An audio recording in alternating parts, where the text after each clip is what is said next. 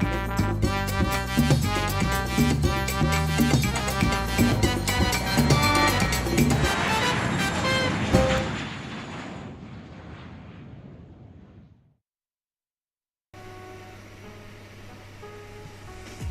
is up, everybody? Welcome back to the channel. It has been a long time coming. Glad to see everybody back here with me today. Apologize for delaying yesterday's stream. Had a couple things come up, couldn't get to it, but I could not let the 146 stream go away. So we have to do this. We have to fly this airplane again. I'm absolutely in love with this aircraft. As you see that nice cargo door animation open up there. And I do want to just take a minute and thank JustFlight. I believe Martin or one of the JustFlight team members reached out to me, sent me an updated version or a soon-to-be-released update that focuses mostly on quality of life improvements for the 146, basically fixing like some of the window bugs that we saw there on the last stream when you hide the cabin in flight. You get rid of that window glass and a couple other things, importing SimBrief, EFB, all that flight plan, all that good stuff. So I am rocking that today. That is, just want to say thank you to JustFlight team for sending me that. Guys, this airplane truly is a special aircraft, and I really think it is under the radar. And I'm going to be straight up honest with you guys, and it might offend a lot of people. I have more fun in this airplane than I do the PMDG. I'm just going to put it out there. It's that good. It really is that good. So if you're on the fence of this aircraft, I highly recommend picking it up. Take a time to learning how to operate it, what it does right, because there are so many little things modeled that are just so awesome. And it's I don't know. Well, hopefully I'll have time to highlight some of that stuff today on this flight. Every time I fly it, I learn more about the aircraft. But there's more and more stuff that I keep just finding out. Oh, wow, that's just how I got to do that. I got to do that because that's modeled. So it's going to be really fun today. We are in the MartinAir Cargo livery. This is a fictional livery, but I wanted to do something a little bit different today. I don't think we've done any freight hauling in quite some time. So we're going to be taking this airplane out off of SKMD, which is the true Medellin airport, and it's a very small, challenging airport to get in and out of. And with the cargo load, I did one practice takeoff, and we barely cleared the end of the mountain over there, or the end of the hill off of 20. So we're going to have to do everything to the letter. We're going to get everything up and running. We're going to be flying over to Bogota, Colombia. We're going to talk about some more high-density altitude stuff.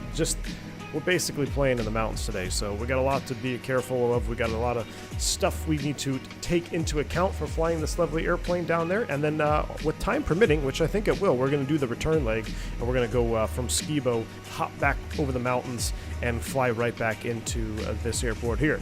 So, breaking news, Andy says American pilot prefers British airplane to American airplane. Hey, man.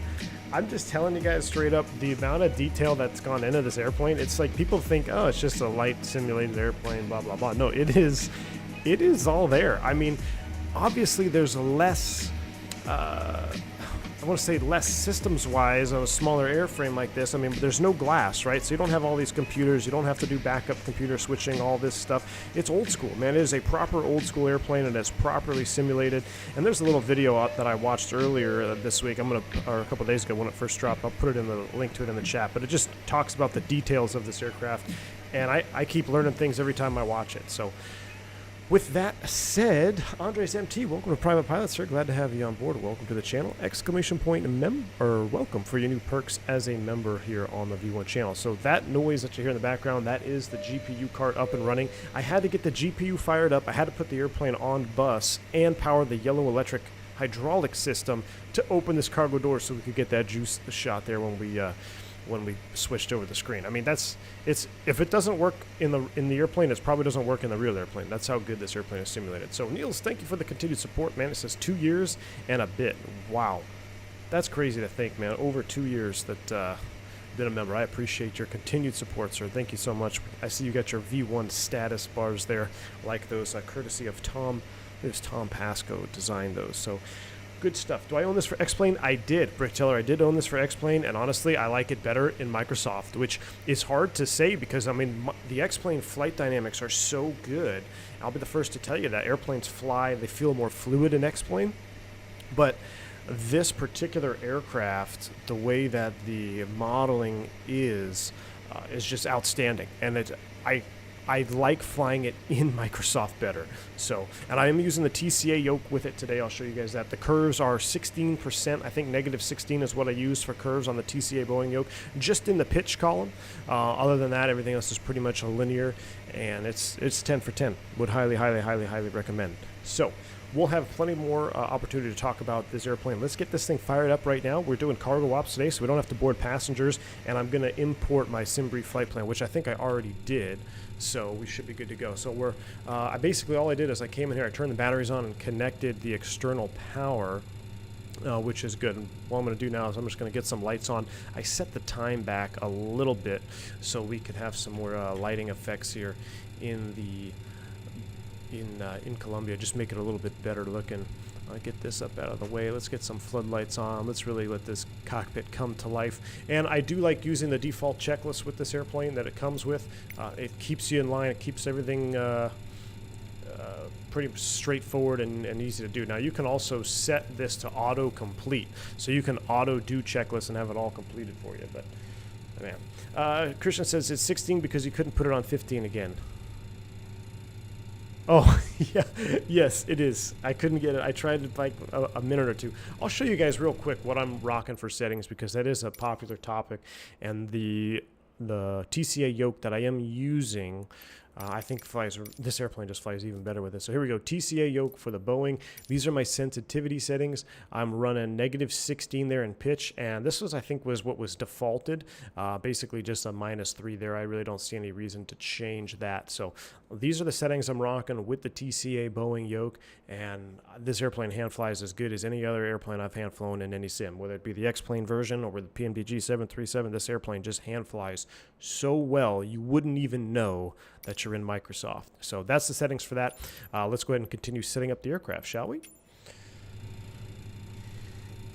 Nice challenge to you, landing 02 with that hill. Andres, I'm going to try it. We're going to see what the wind tells us. I mean, getting this airplane in and out of this airport, you have to really, we're going to need to be on our A game. So we're going to have to do whatever the wind favors, I think. So here we go. Let's just do the before start flight deck safety. Gear is down. I'm going to kind of skip through these here. Transponder standby, in and up. Also, air brakes are in and up. You can confirm that. If you look outside, because the airplane is sitting on the ground with no hydraulic pressure, the locks aren't holding the air brake shut. So over time, this is going to continue to open up, because remember, this is where your air brake guard just expands here in the back. So that's even simulated, right? No hydraulic pressure. This is the latch. It's hydraulically closed, I guess. So when there's no hydraulic pressure, it just leaks and they start to open up a little bit in the back, and that is simulated. So that's good. Battery 1 and 2, we checked that, or I checked that before turning them on. And so they're on. Parking brake, yellow and park. Master switches up to the top of the overhead here. Yaw damper, 1 and 2, autopilot, avionics, master are all on. Ground ignition as required. Anti-skid is on. Check lift spoilers, yellow and green. They will come on as well. Something I found out about this airplane too is the auto spoiler. This is marked as in op here, and it doesn't work either way. But they are only functional on, I believe, the later variant of the Avro, and this is just kind of the overhead panel here of this is what it really is, looks like in the airplane. It says in-op in the 146, so true to real life, and there it is. And that's, I guess, so I think on the, I can't remember, was the Avro, the one that has just 2 engines, I think it's functionable.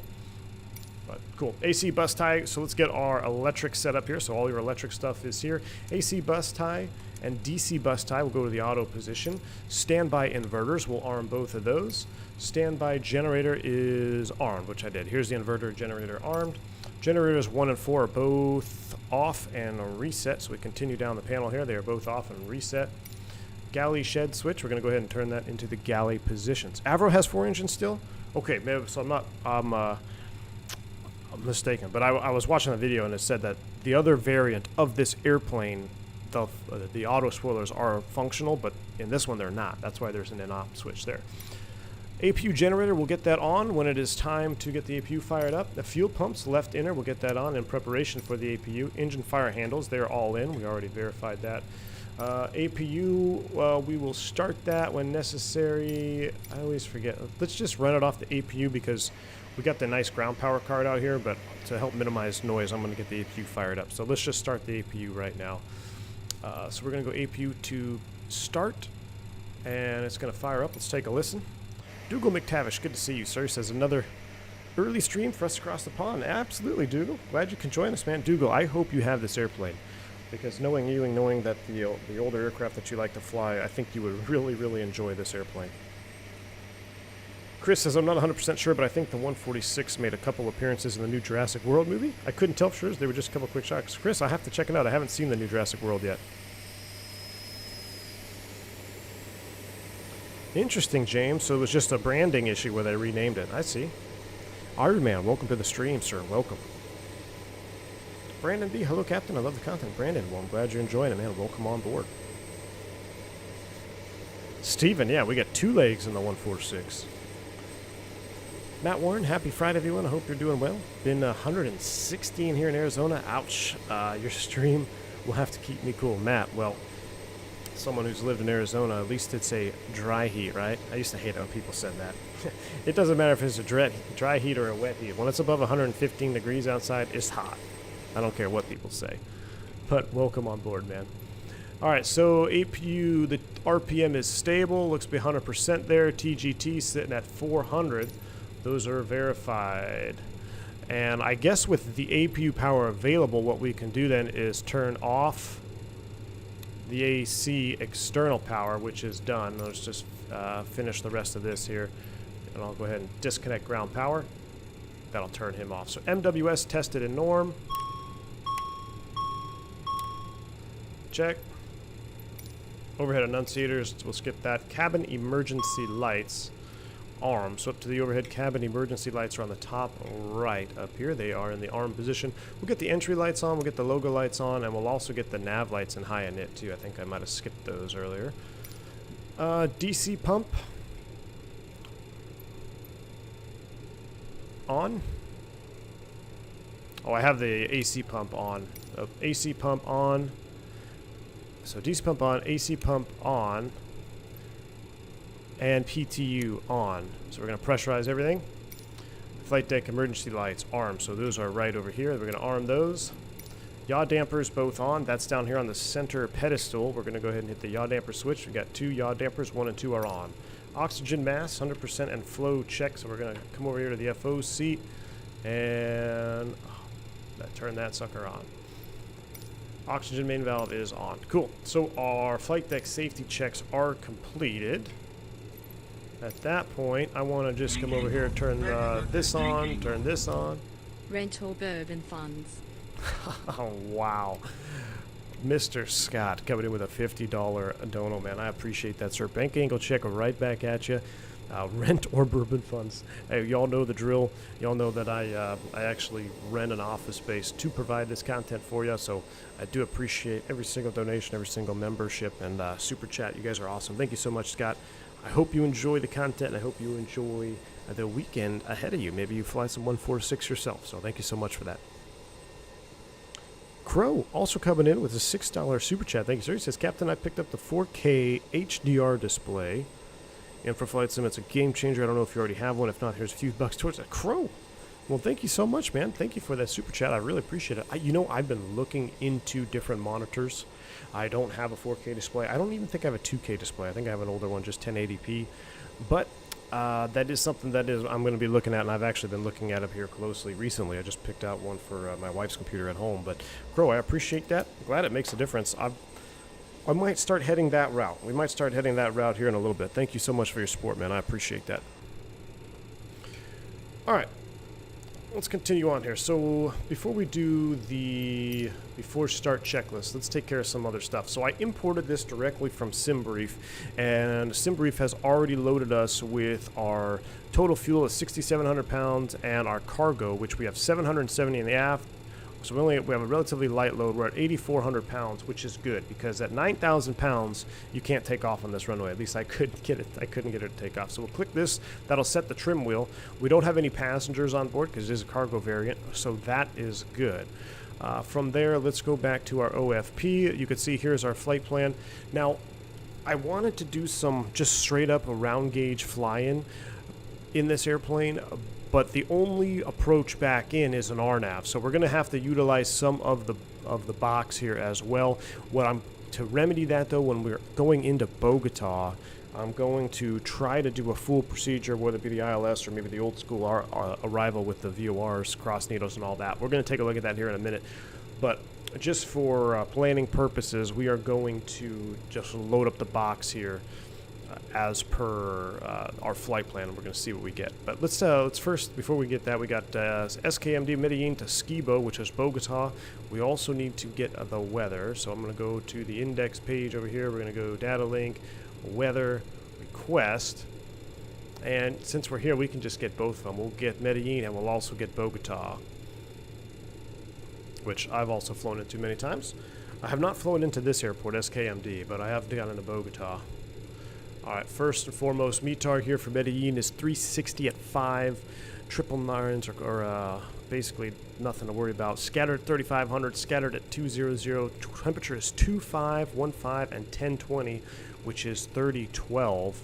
So let's just set 1020 since we are down here. 1020, I have them synced, that is good. And the temperature was 25. So winds are 360 at 5. With the winds at 360 at 5, let's take a look at the actual charts here. SKMD.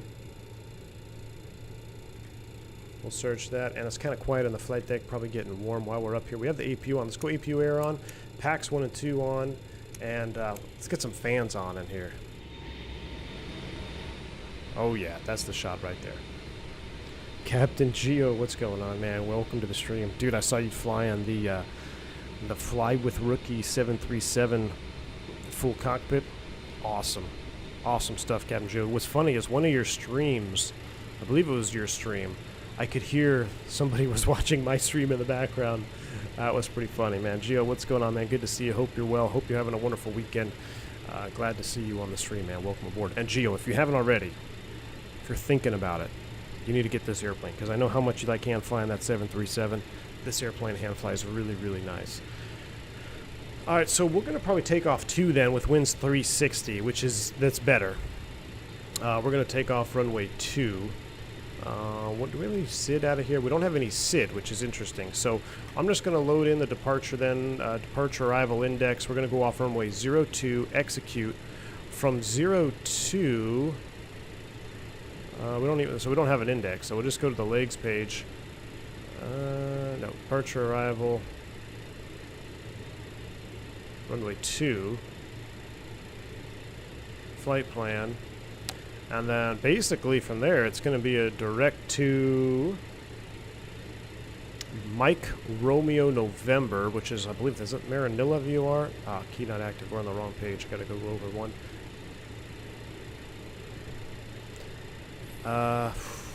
Which one is it? 15.5? I have to look it up now. I wonder if it's on like an approach.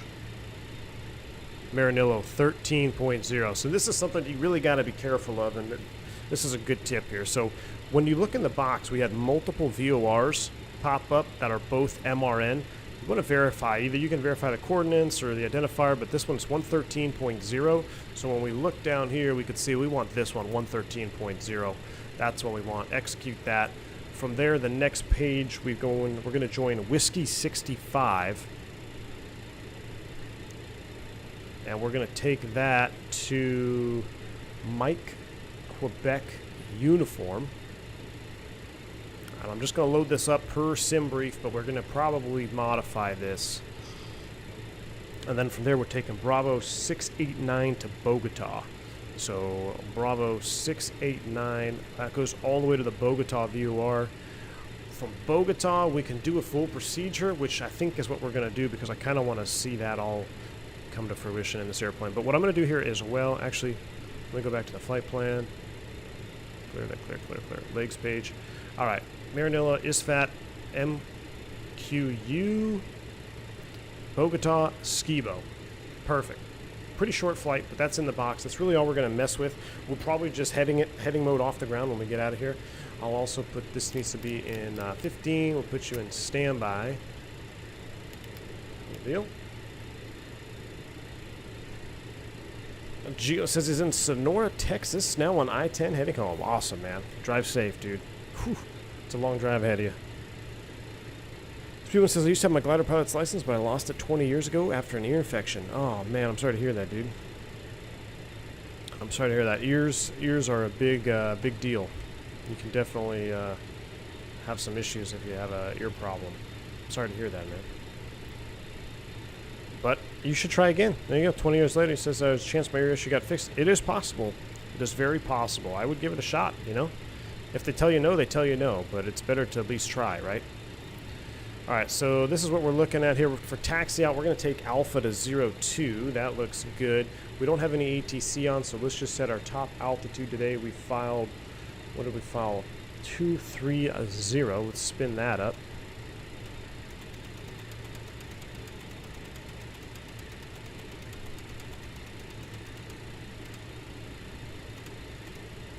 .230 is set. We'll do outcell for that. Oh, we can't do that yet. Let's get our flight directors on. Flight directors on. Outcell. We'll do Toga here. That is good. And we need to check our TMS, get that powered up. So we're going to do a TMS power up and a TMS test.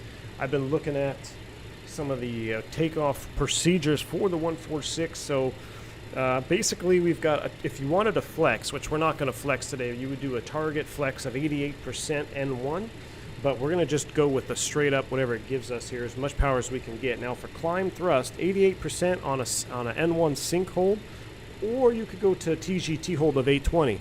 You can also go to a TGT of 840, depending on the conditions, whether you need it for engine anti-ice or performance. So with the performance that we need today, I'm probably going to go straight into a TGT hold of 840.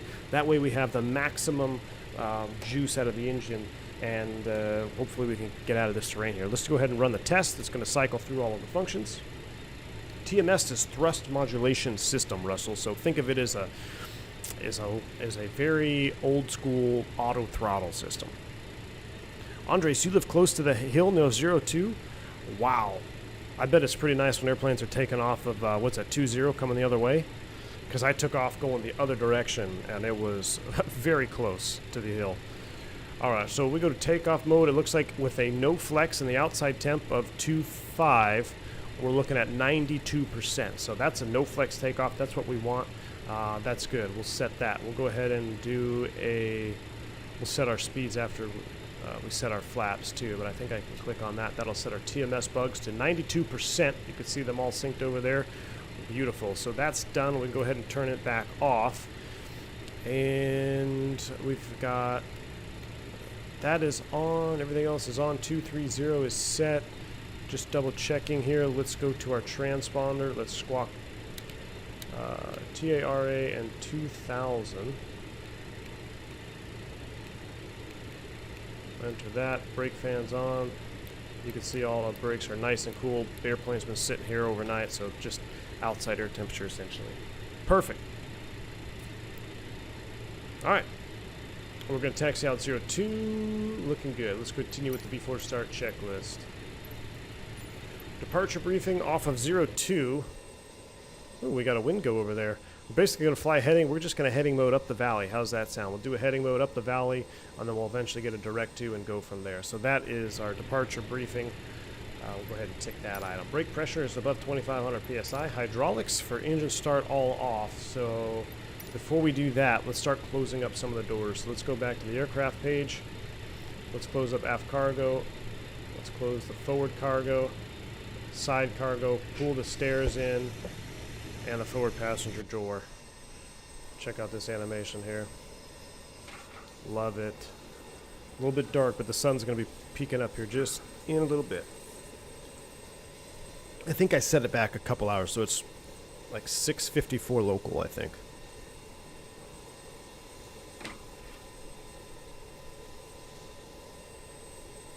Alright, we're all closed up.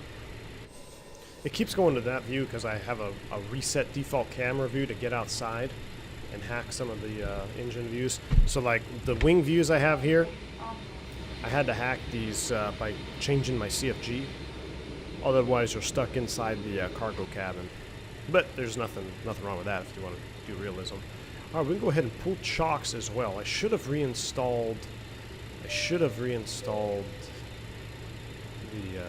the better pushback. That's right. We're just going to push straight back. Let's continue with the checklist. Hydraulics, let's go all off. Here we go. So DC pump off, AC pump off, PTU is off, engines 2 and 3 are off. Fuel sender auto. We'll go ahead and put that in auto position. Ice detection on. Shaq. What's going on, man? Thank you for your continued support, man. 11 months. Appreciate you. He says, community's best streamer. Happy Friday. You in chat. Shaq, man, thank you so much for tuning in. Thank you. I appreciate that. I'm glad you're enjoying the content. I've been seeing you flying Microsoft, too. I see you're taking the X-Plane 11 uninstall challenge. So you fly Microsoft for a week straight. Try to fire up X-Plane 11. Tell me how you feel, man. Welcome aboard. All right, ice detect is on. Fasten seatbelts. We're going to turn those on for semantics. Fuel quantity, let's make sure we do have the proper fuel quantity on board. We'll close that out. We do have proper fuel quantities, and the burners are 0, so that's set. Flight data recorder, that's on the FO side. He checked it. Altimeter set and cross-checked. MWS ground op switch, red extinguished, it is. TMS N1 speed bugs are checked. Doors and equipment closed and removed. That puts us on the engine starting checklist. All we have to do there is basically get the beacon light on. Let's do this. Beacon is on. Packs and APU air off. So packs off, APU air is off for engine start. Engine anti-ice, all 4 on. This is for torque for engine start. Fuel pumps, all on. 1, inner and outer are set. TMS is off. Engine start power to the normal position, which I believe it is, right? That's in normal. Yeah, it's in normal. Engine start master on. We're going to go 4, 3, 2, 1, and that's basically puts us at an after start. So that is good. Let's start pushing back, shall we? Since we don't have... Is there a pushback in here? I don't believe so. I think we're just going to use Shift P. Shift P. Oh, look at the beacon light reflecting off the ground right underneath the wheel well. That's awesome. Man, that sun is getting ready to peek out. Why do we have... What lights are that? Is that a boarding light? What is that? Oh, runway exit lights are on. Let's turn those off. Seatbelt sign on. Emergency exit. There we go. That's what we need it on. Alright. Now we're looking good. Let's go ahead and go brakes release and do a Shift P, and we'll advise our intentions on a Unicom. Medellin traffic, MartinAir 357, going to be pushing straight back here, taxiing to 02, Medellin. Alright. Brakes released. Clear to push. Look at that. That is a thing of beauty right there.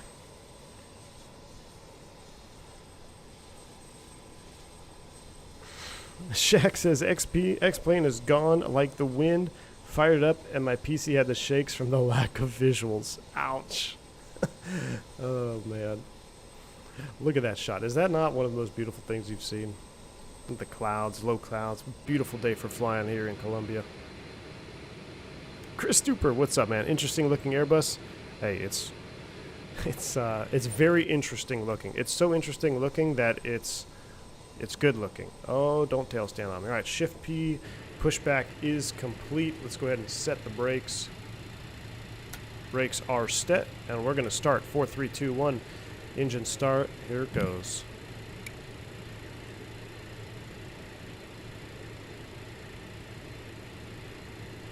And let's give it some fuel and go outside.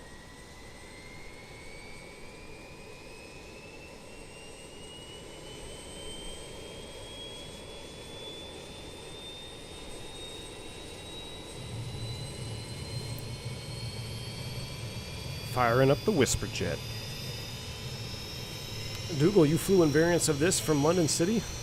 That's gotta be a good memory, man.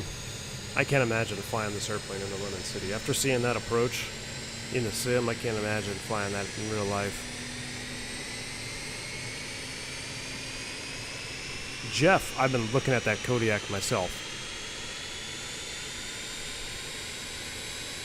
In the past, a 707, 727, and a 74 landed at this airport. Wow. It's only available to take off for runway 02. You can land in both runways, but have to take off on 02. Wow.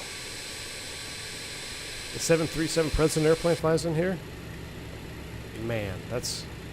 I mean, it's 8,000 feet, right? So it's not like it's end of the world short. It's just the terrain surrounding it that definitely makes for a challenge. Fuel.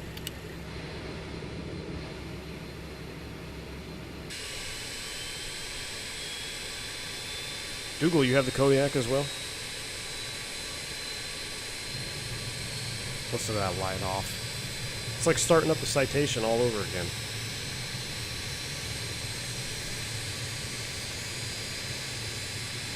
Oh, Russell, that would be a cool effect. A puff of soot right on engine start.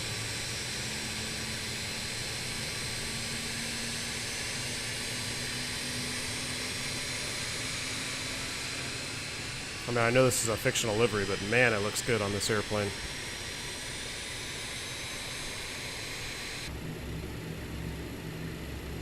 Oh, we got 2 good starts. Let's continue.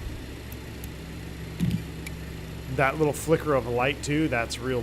It's true to the real airplane. Engine start power, their electrical starters kicking off.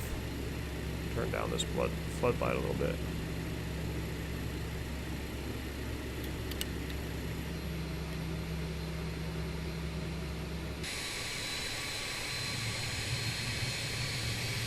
Steven, exactly. We had to do a self-pushback.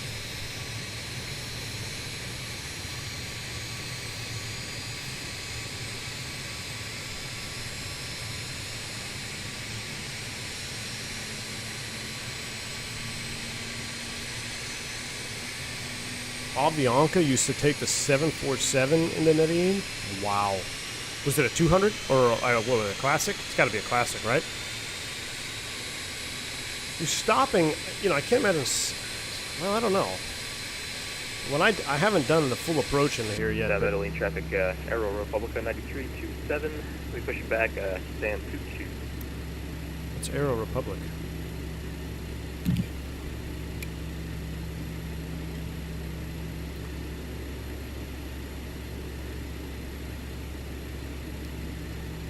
I think MartinAir's call sign is MartinAir, right? Or Martech? MartinAir, I think it's MartinAir. Was a classic? That had to be a sight. I can't imagine doing plane spotting here with the 7.4 coming in.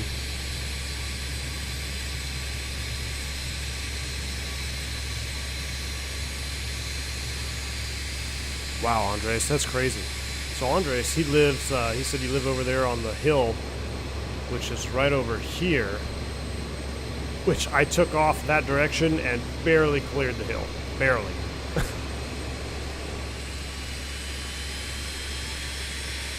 I'm getting excited now, though, hearing the thing. Just that flashing, that beacon flash over here.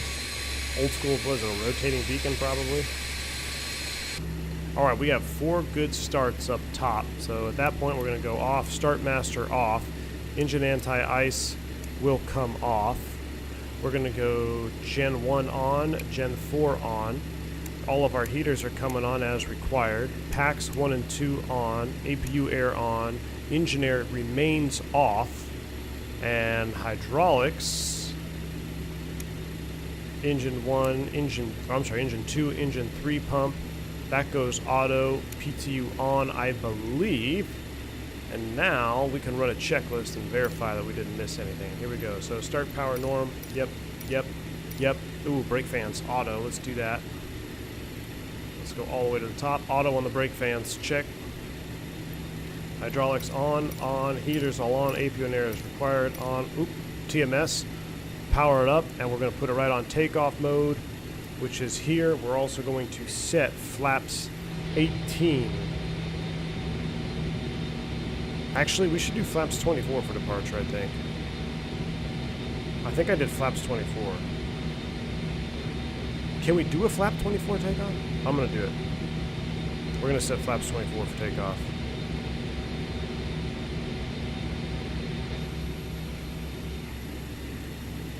Alright, so TMS is on, set to takeoff. Let me set my bugs. They are set.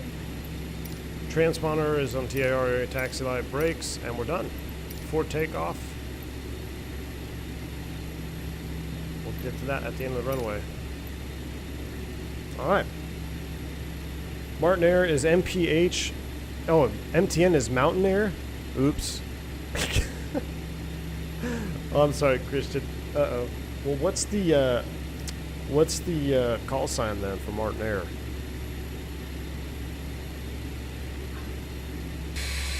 All right, are you guys ready?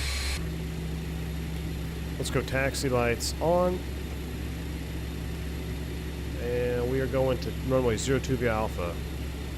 Medellin traffic, MartinAir 357 taxi 02 via Alpha. Let's do it. Brakes released. Takeoff check is good.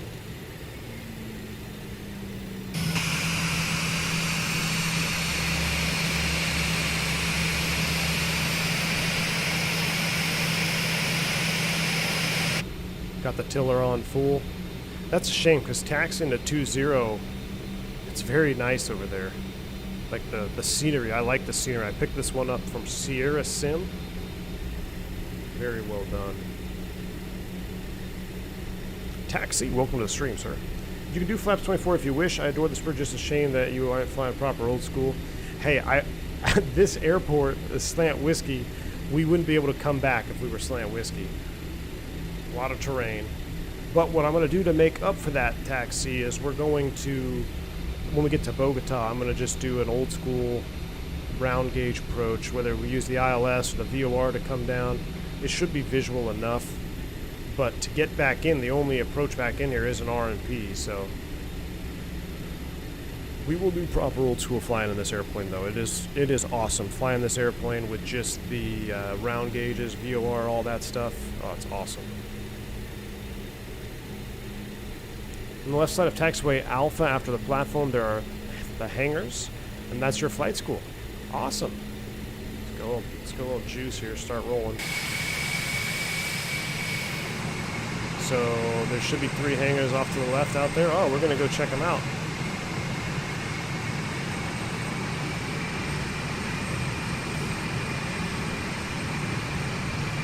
I feel like we're heavy, but I don't know. I'm getting a little nervous. Turn this floodlight down, it's a little bright. There we go. It is a mini C-17, I agree.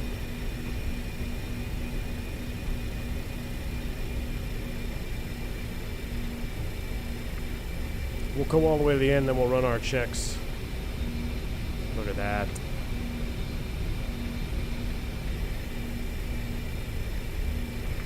I did a round dial ILS into Santa Barbara yesterday with this thing. Ooh. Morning coast fog. Never been so happy to see a runway. That's awesome, Steven. Flying in this sim with there's low fog and all that is just awesome. It's warmer inside than a C-17. Oh, Dougal, I bet, man. All right, so here's a couple hangars where Andre's flight school is.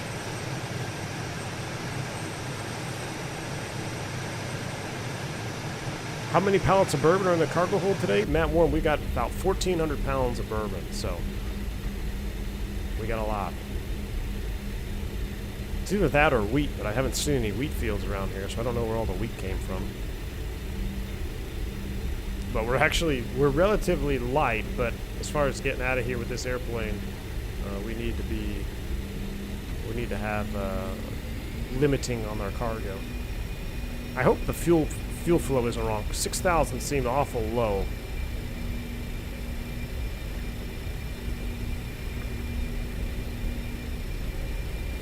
I hope we don't flame out because we don't have enough fuel.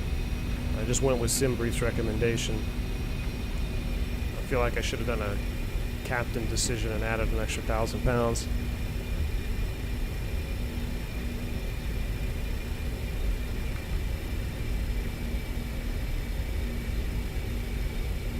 MartinAir Cargo is MPH. I just did a quick Google search and I thought I saw MTN. Oh well. We'll file it correctly on the way back. Medellin traffic, MartinAir 357, gonna line up on weight 02. Oh, turn, baby, turn. Stop. Well, we've got ourselves into a pickle here. I didn't know if I should stop or keep going. And I can't roll up this hill. There we go. A little differential thrust. We're good. We almost went off the taxi. I haven't had enough coffee yet.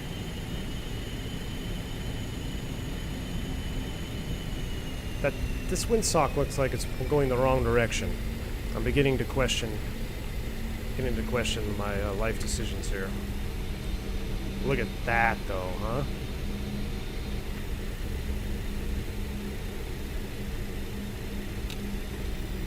Alright, we're not going to use any extra runway.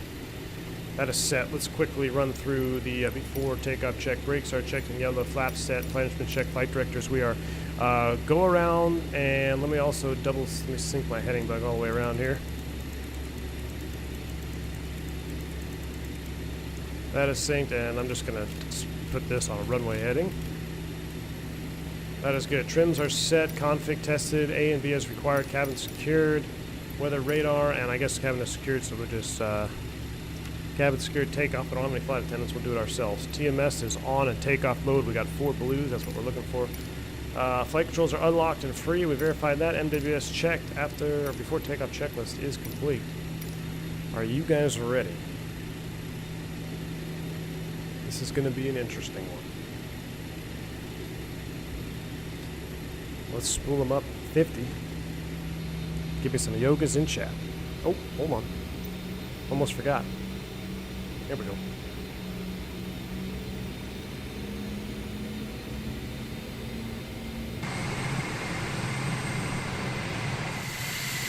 And we need more lights too. If I was concerned about burning gas, I'm really burning gas now. We're looking for 92%.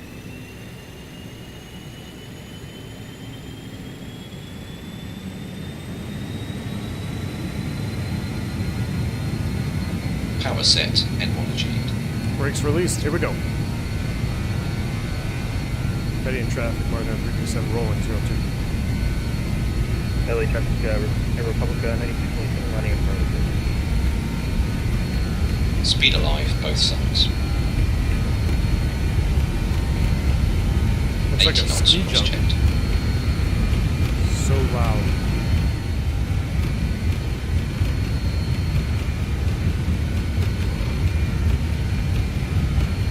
V1. Rotate. I'm really glad I went flaps 24. V2. No sync. Come on, baby. Nice and easy. Pause that brake, gear up, fly by.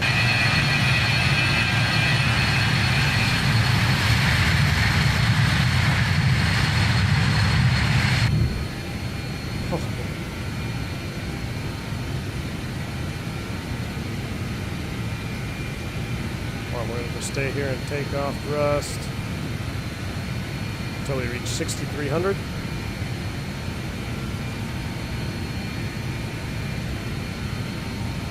Man, look at that. Hit the like button for that view right there. If you haven't already, 242 watching, smash the like button for BAE 146 300 at the Medellin. That is amazing.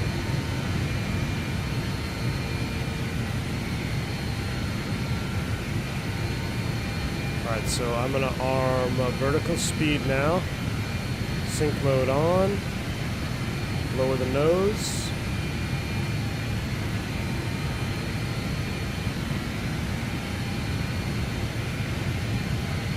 And let's get autopilot V2 on. plus 10. Safe high speed. Select to flap 18. Flap 18. Heading select. I mean, she's barely climbing here. Put that heading bug back around 050. Now we're going to go N1 sync.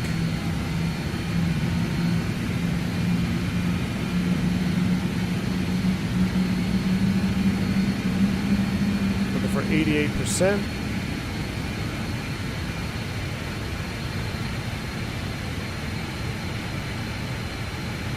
And actually what I'm going to do is I'm going to take a tip out of their real-world playbook. They say when you need the performance, we're going to go straight to a GGT hold of 840. So we're going to set that.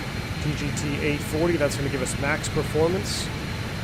We'll go ahead and go Flaps 0. Oh, I retracted the flaps one step too far. That would explain it. Medellin traffic, Aero Republica 9327, 2180. We're BAE. I gotta turn this down a little bit. Going deaf. We are BAE-ing. Look at that, man. Look at that view. That is straight juicy right there.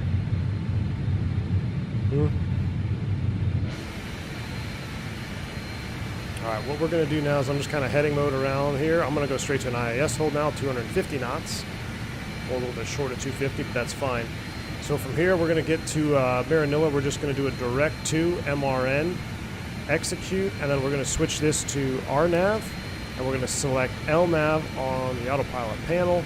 Just going to start a right-hand turn right for the peak of the mountain, which is something that we need to keep an eye on. We might just do another heading bug around here. Oh my gosh, though, look at that shot. Taking a screenshot. Full screen.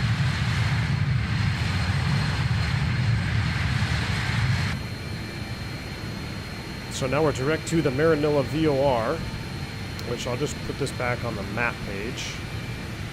Zoom it in a little bit here, a little situational awareness. And I'm going to redirect us here, right? So see how the CDI is deflected halfway? I'm going to do a redirect here. We're going to go direct to, reselect Maranilla, execute. That'll redirect the aircraft, get the needle straightened out for you.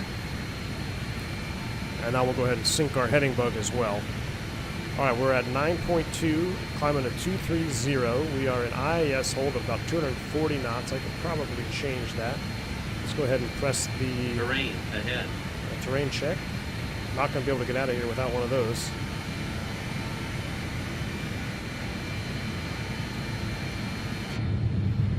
That might be one of my favorite departures we've done so far in South America. Yeah, it's high altitude, high density altitude, not really heavy. We're not all that heavy. It's just the density altitude is so high.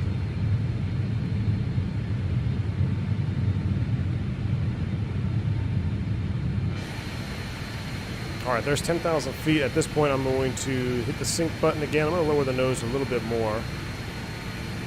And I want to try to get a little bit closer to 250 knots.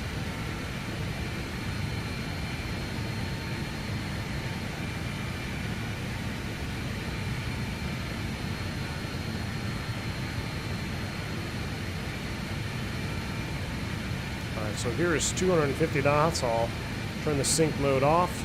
We're at a 10,000. Go ahead and get the lights off as well. We don't need the entry light. Wing light is off. Logo light, we'll keep it on just for fun because our logo looks good. Let's continue with the checklist. We are at the after takeoff. Landing gear up, lights out, flaps up, TMS sync as required, engine air. So let's go ahead and get their engine air on. 1, 2, 3, 4. APU air off. Packs both on and pressurizing. We never set our cruise altitude. We're all going to have hypoxia here in just a little bit. 230. That's all right. We're flying freight. 230 is set.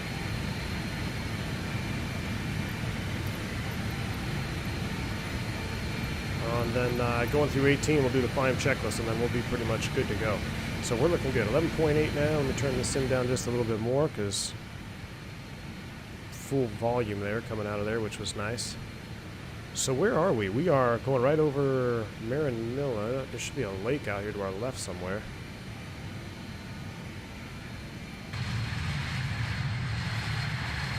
There it is, I think. Wow. That is a thing of beauty right there. Josh, absolutely, man. Gotta have a little load 2 in there. You were feeling dizzy already, Santiago. Hey, that's a whole nother topic, man. We can talk all about hypoxia and the effects of hypoxia. Nothing to mess around with. I went in the hyperbaric chamber and we did the hypoxia study. I never even thought that I was hypoxic, which is the scary thing. That, like, some people have different, everybody has different symptoms. Everybody takes the lack of oxygen a different way. For me personally, I literally thought everything was fine until I watched the take back on myself. Yeah, it's scary. Scary stuff.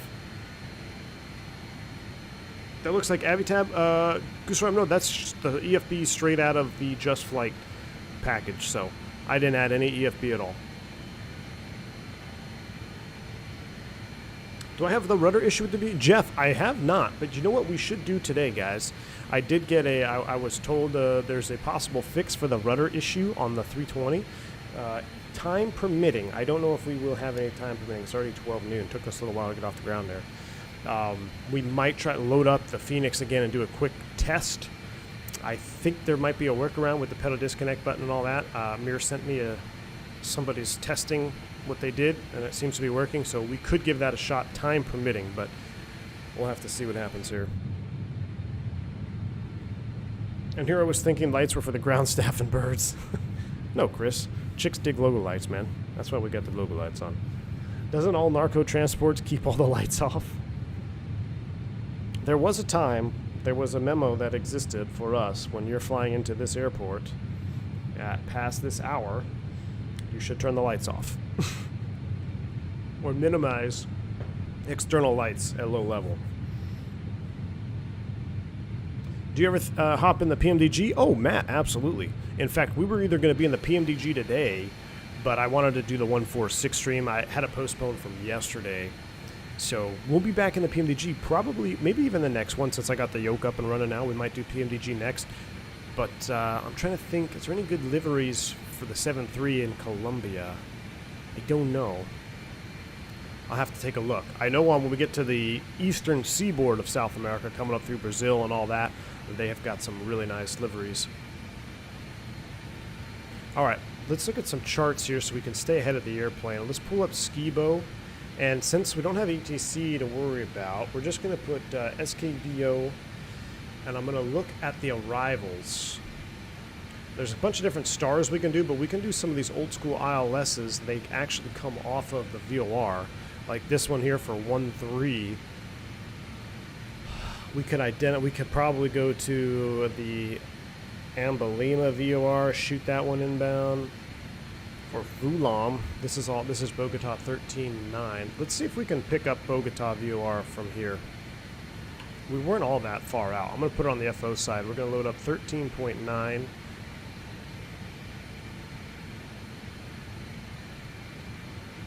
Doesn't look like he's getting any...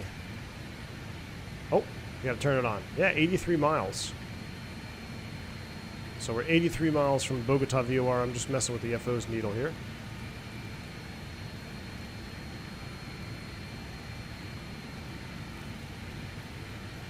Trying to get out. If I were to go direct to Bogota, where is it? If you center the needle, there we go. About 150 would be direct. What does that chart show? Captain, as the Avro has a glass cockpit, are the procedures the same? That's a question I do not have an answer for. I'm sure they're very similar. So this is the 179. We're coming in on basically the 150. 80 miles on the 150. We could do the 133. We could come via AMVs. Let's see what the wind is and the weather, though. There's 18,000 feet. Let's go ahead and set standard. Standard is set, and we'll do our climb checklist, which we're going to do something with the hydraulics, right? Altimeters as required. PTU and AC pump are coming off. So PTU and AC pump is off. Fasten seatbelts as required and lights. Cool. We're all set to go with the checklist. Airplane is flying. 18.4, climbing flight level 230. We're looking good. It's going to be a relatively short flight. Pete S., thank you for your continued support, sir. He says, I love the 146. 15 years ago, I used to commute EGBB to EGPH and return weekly for a year on the 146. Wow, I bet you found a lot of... I bet this brings back some of those old school memories, man. Well, thank you so much for your continued support, Pete. I hope you're enjoying the 146 content here. This is some bad orthos here. Looks like there's some cloud shadows there. That's kind of sad.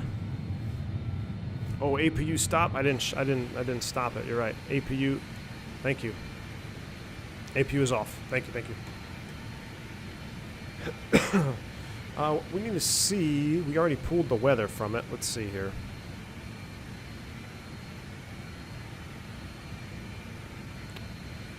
at Dorado. Winds are, let's see if you shutting down. 30-32. 060 at 8 knots. So let's take a look at the 10-9 page. 060. We'll just land 1-3 then. That'd be easiest. We'll take a 1-3 left, I think, is what I'm trying to remember what I land on most commonly. 1-3 left, I think. At least the last time I was there. So let's look at some approaches. ILS 1-3 left. ILS Yankee 1-3 left. We don't want to do that one. That's from the others. ILS X-Ray, Cat 2 and Cat 3. ILS Zulu 1-3 right. RNP. Since we're doing an RNP on the way back, we don't want to do it on this one. This is a straight up VOR. The VOR is very similar to the ILS, so let's just set up for the ILS 1-3 left. We'll do it with the Zulu chart.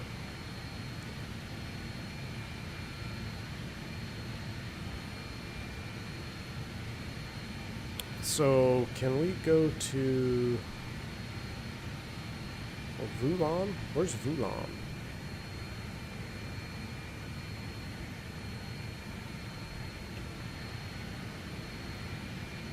Andres, what's going on, man? It's 1-3. That's where they're operating. Awesome. Hello from Bogota. They got a lot of people from South America tuning in. That's awesome. Welcome aboard, guys. Appreciate you. No DME arcs. Yeah, there's no DME arcs on this approach.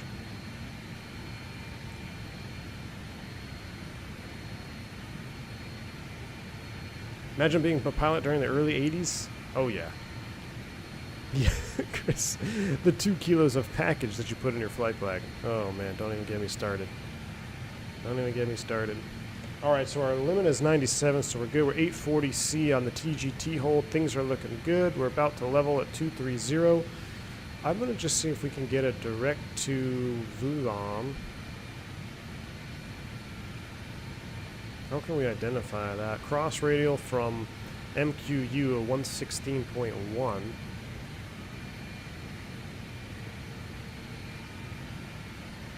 116.1. Let's see where we are here.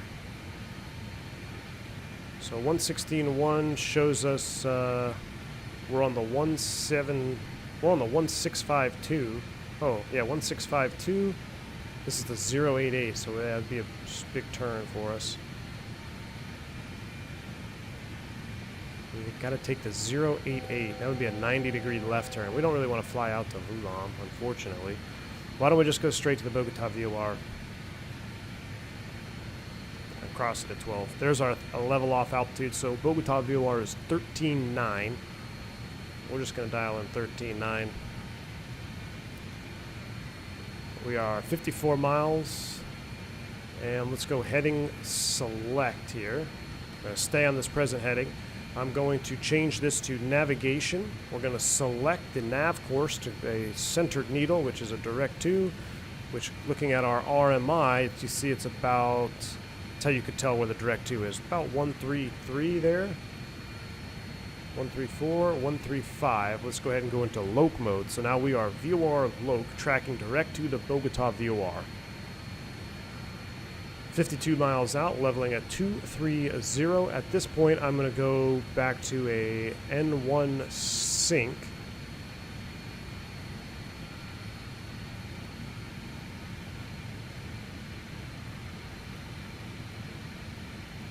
Hit double click it, so now I'm straight to N1 sync.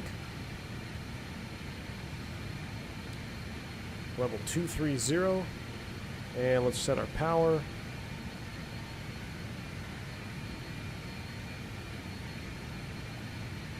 My monitor resolution is 1080p.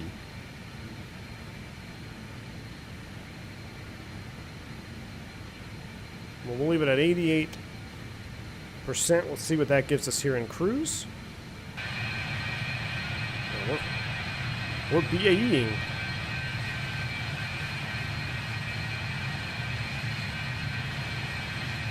I hope you're not too late. Paul Shoesmith. Well, Paul Shoesmith, welcome, dude. No, you're not too late at all. We're just getting ready to fly into Bogota. It's going to be a lot of fun. Is the Phoenix better than FS Labs? I think so. I haven't been in the labs in a very, very long time, but I enjoy the Phoenix more than the FS labs, especially because of the platform it's on too, you know? All right, let's look at this. Let's do some quick mental math here. So we want to cross Bogota at 12,000 feet. If we are at 23,000 feet, that's, let's see, if we were at 24, it'd be 12. So it's 11,000 feet we have to lose. Multiply that by 3, 11, 22, 33 miles out. We need to start down at a 3-degree path. I'm going to give myself about, I don't know, maybe an extra 5 miles. So let's say about 35 miles or so. We're going to start down to 12,000. So real quick time and cruise. I'm already going to pre-select the altitude here to 12,000. 12,000 is set. We're going to start down at about 35 miles. Let's get some other stuff here for the approach dialed in. The localizer is 111.3. So in the pre-select, I'm going to dial in 111.3 here. And in the FO side, I'm actually going to put 111.3 as the active, because I'm not really using his stuff right now, so I'm going to put 111.3 over there. 36.8, getting ready to start down. We'll do we'll just do an IAS hold in the descent probably. Bring that power back a little bit more. We're really cruising. No, we should do vertical speed, right? Then we'll do vertical speed.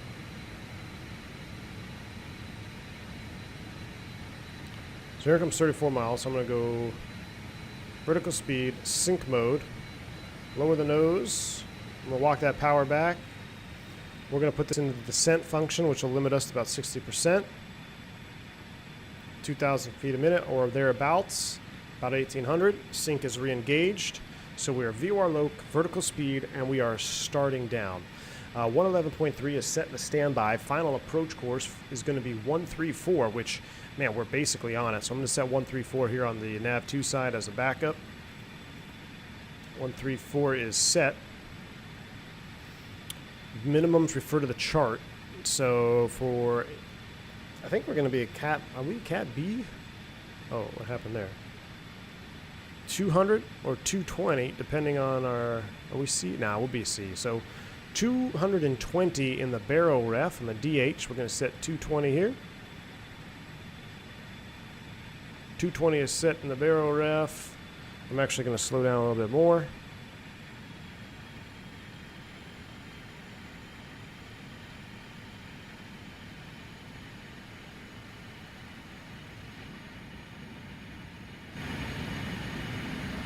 Short flight, short flight. We're basically running cargo up and down across the mountain chain here. All right, 1-3, I think, where's the cargo ramp? Isn't the cargo ramp near 1-3? So if we land 1-3 left, cargo, I think it's over here. This is GA. Don't remember where it is. Oh, I'm sorry, it's over here. So if we land 1-3 left, it'd be nice if we can cross over and go all the way over here to the cargo ramp, unless there's one on the east side. These are all cargo warehouses, GA. Alright, so we're going to have to cross and taxi back. That's fine.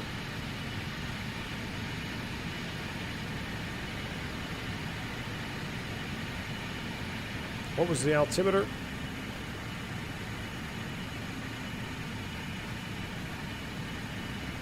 It was 3032 or 1026. Let's go ahead and set that now. 1026. Set.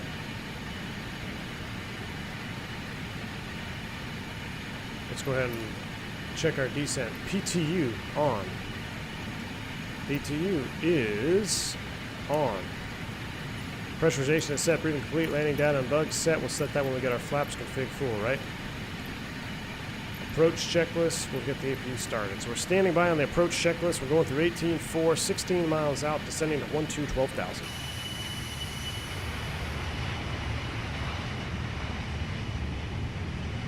It's next to the 3-1 left.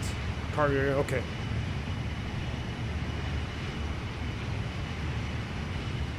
Let me get the flight recorder up because we're going to want to see this replay.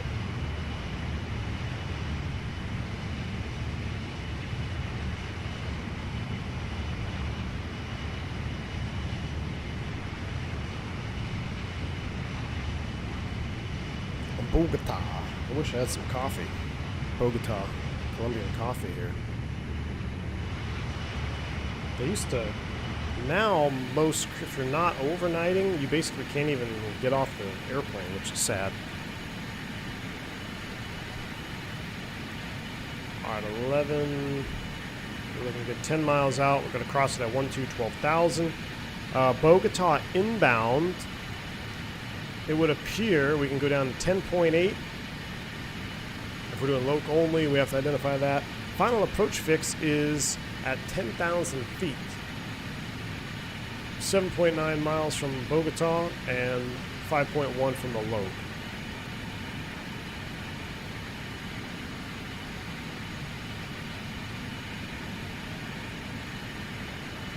Hopefully, I think I can see the beacon already.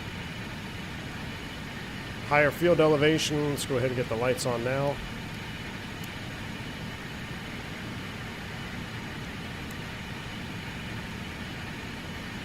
Looks good.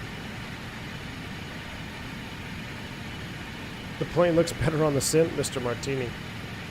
I agree with you, man. This plane looks so good. It looks better than real life.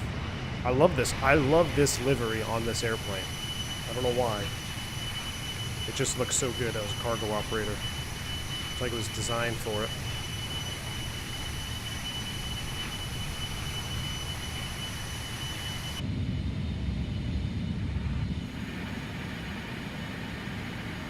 Into the toilet bowl.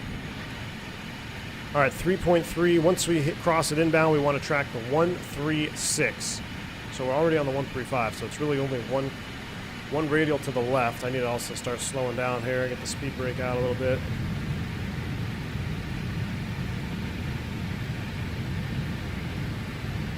There we go. Now we're slowing down. So it's going to limit us there for descent thrust to maintain pressurization.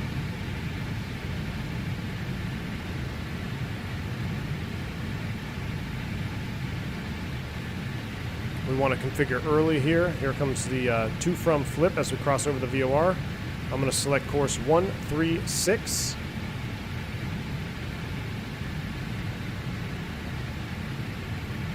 And I'm going to, we are tracking it. There it is. We're tracking it now. And let's go ahead and descend to 10,000.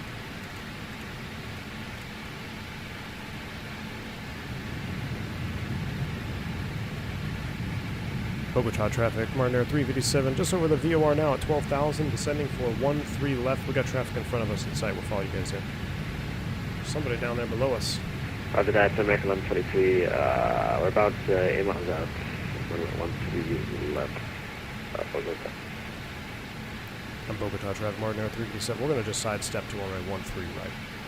All right, so he's landing 13 left. Yeah, we'll maintain 13 left. Let's go ahead and just sidestep. Let's go autopilot off. Autopilot disconnected. Autopilot's off. Let's hand fly it. Speed checked below 205. Select flaps 18. Flaps 18. Here it comes. I see the runway in sight. Let's go veer down. Let's get configured and let's get her down. Yeah, we need to get focused here. APU start switch on. 2500. We're gonna need speed brake to help me out. We're just going to go visual. You guys want to hand fly it, we're going to hand fly it. If I had an FO, he could dial in the 13 right lobe for me. Speed checked below 180. Select flaps 24. 24 selected. The recorder is on. Speed checked below 170. Select flaps 30. 30 selected. Speed checked below 145. Select flap 33. Flap 33 selected. APU is up. APU air on. Engine air is off. And let's go ahead and click for bugs. 33 and N1 is... We want to do N1 sync. Alright. N1 sync. And we are down to land, clear to land, stable. Got a little low. Let's correct. Look at that traffic off our left there. I love it.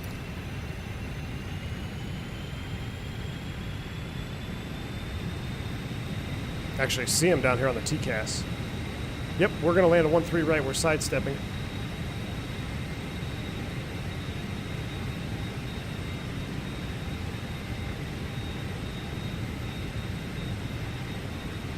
Christian wanted a lesson in VFR flying, so we're doing it.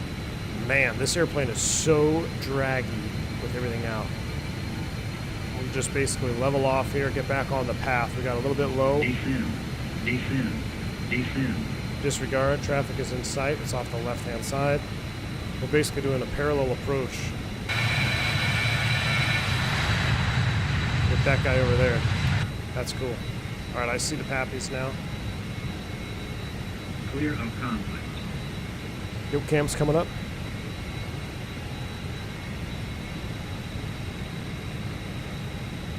This is better for a taxi too.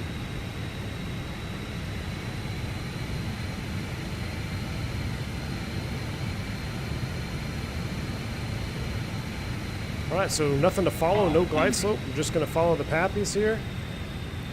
500 feet, the air brake comes out.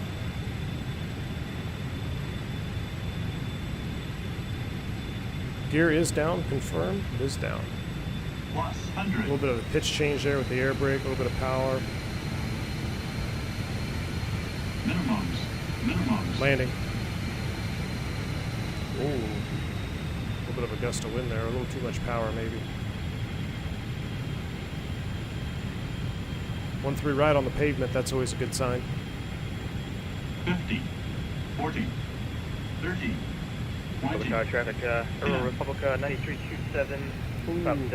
Almost smashed on. We'll be intercepting localizer 1-3 right, Bogota traffic. Yellow and green spoilers. Fly it down, fly it down. Brake pressure seen. Bogota traffic, American 1123 vacating 13 left. 80 knots. We're gonna keep it rolling.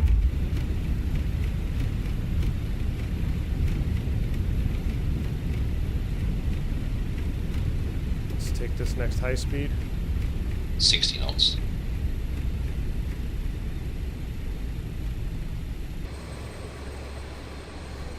Look at that. 10 for 10. 146. Man, I love this airplane. We'll go ahead and stop the recording now. And let's clean it up. We'll reset it before we taxi back. Bogota traffic, MartinAir 357, clear runway 13 right, going to the cargo ramp, Bogota. Oh, yeah. No FS realistic. I had it in X-Plane 11. I've been seeing, I think what, Q8 Pilot did a video of it recently. I'm going to watch that, and I'll have to see if I pick it up. I did have it for X-Plane 11. We shall see. Right. That is up, that's up. Let's go ahead and turn this off. Turn that off. And we're going to leave the strobes on. Republica 9327 is a Boeing 737, 4 mile final runway 13 right, Bogota. So we got someone else coming in on 13 right.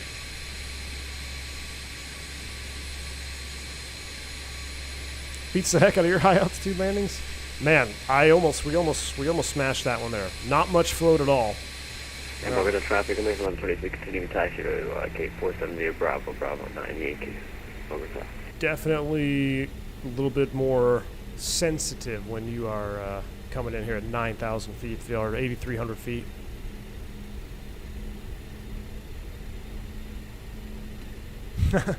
Speaking of the man himself, guys. Everybody, give a shout out to Q8 Pilot in chat, dude. Thank you so much. Wow, coming in with a massive $100 dono. Q8, massive positive rates right back at you, sir. He says, lovely landing, Captain. Arrived just in time for the landing. Q8 Pilot, we were just talking about you in FS Realistic 2. I had a notification that you just had a video on that. I'm going to watch it, and then I will see about picking it up. I think I probably am going to. But thank you so much for your continued support. Guys, if you don't know Q8 already, you got to check him out. He is the man when it comes to, hey, is this new product good, or should I get this, or what about setting my settings up? Also does live streaming, which is very entertaining. So just make sure you stop by, give him a like, subscribe to him. he is one of the main reasons I am actually even in this community. So he got me all on the X-Plane 11 situation. So always a pleasure to see you stop by the chat, sir. Welcome. Exactly. He is the GOAT, Saren. Exactly. Everybody's talking about it, so I think I'm going to have to pick it up, Q8, that FS Realistic 2. Absolutely, anytime, Q8. Anytime. Q8 pilot, I know it's a very long flight for you, but are you going to be headed to, or are you even entertaining the idea of making it to the next FS Expo? I'm just very curious. Oh, we stopped a little bit short there at the gate. We'll go ahead and set the brake. And did we... Let's see, there was a guy landing. I wonder if we missed it. I wanted to see it here. Ah, we missed it. He already rolled out. We already missed it. We tried. We tried. Hey, we got your rollout, though. He is planning on it for sure. Excellent. Well, I'm definitely planning on it as well, Q8, so I hope we do finally get to meet up. FS Expo, that'll be a lot of fun. Ooh, you might be sponsoring too? That's even better. Awesome, Q8. I cannot wait to for that to show up. Cannot come soon enough. Next year, almost a year from today, almost. All right, guys, let's hop into the replay. Let's see how we did there on that landing. So essentially, we had to do a. I never reconfigured. This ought to be interesting.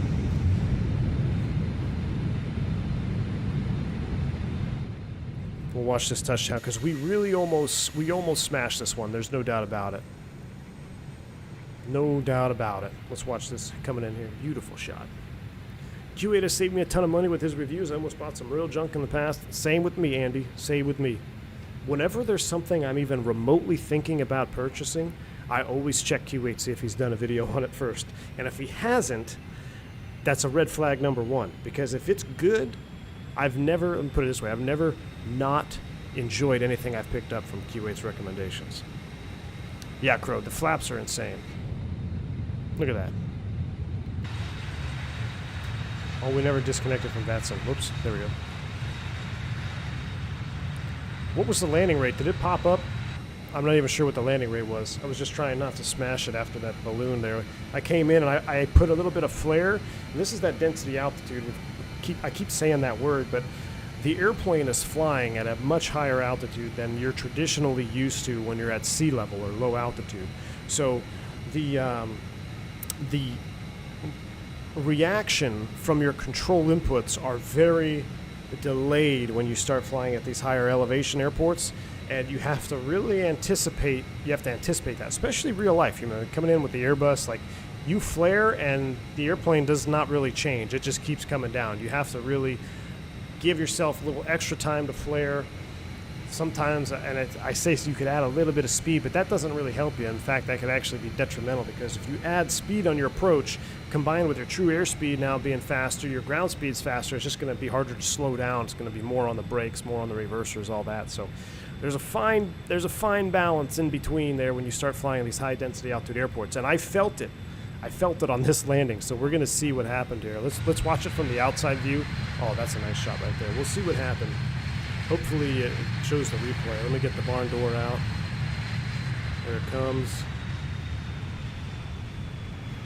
So I think I actually brought the power back a little too quick. Let's see what we did here. Right there. So I flared. Ooh, yeah. There we go. Nice. Ooh, a little bit of a hop. A little bit of a hop. Walk that center line. Walk that center line.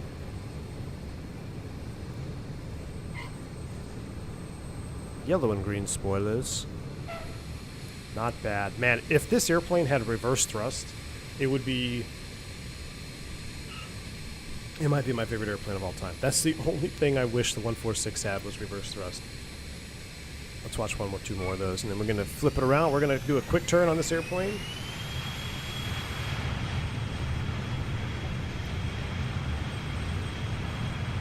Little bunny hop, Christian, exactly. So coming in here, what happened? So I was a little fast. Is that a little bit fast?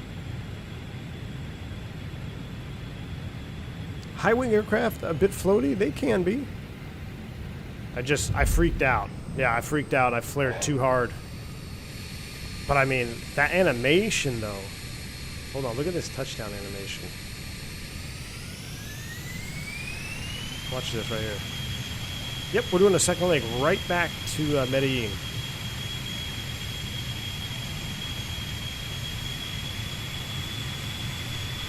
Watch the trailing link gear. I bet this, you could really get this airplane to be greasy when you touch down. Yep, I just flared a little too hard. Held it. Nice. Man, nice nose control. Kept it right on the center line. Just about. A little bit off. There we go. Nice.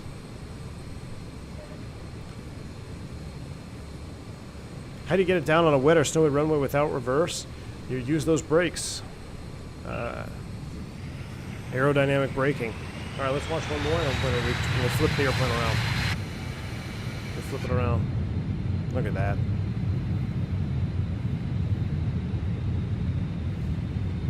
Yep, Sam, we're quick turning the airplane, and we're gonna take it right back to Medellin. Yeah, the air brake is massive on this airplane.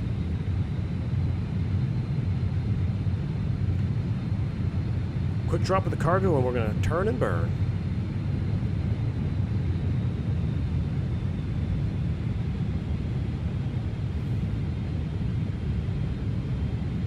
Look at that shadow. So I think I panic flared. Nice and easy. Just like, there you go. Set her down. A little bit of a panic flare, but nice touchdown. Nice control there. You see the rudder is actually moving the airplane nicely. It probably held the nose up a little too long there. It really wants to shift back. I think that the pitch change is pretty apparent there. Awesome. All right. Last time I saw Flight Deck to Sim fly one of these, the livery had something amusing written inside the air brake. Oh, really? Pretty much standard air brake right here. All right, let's go ahead and stop.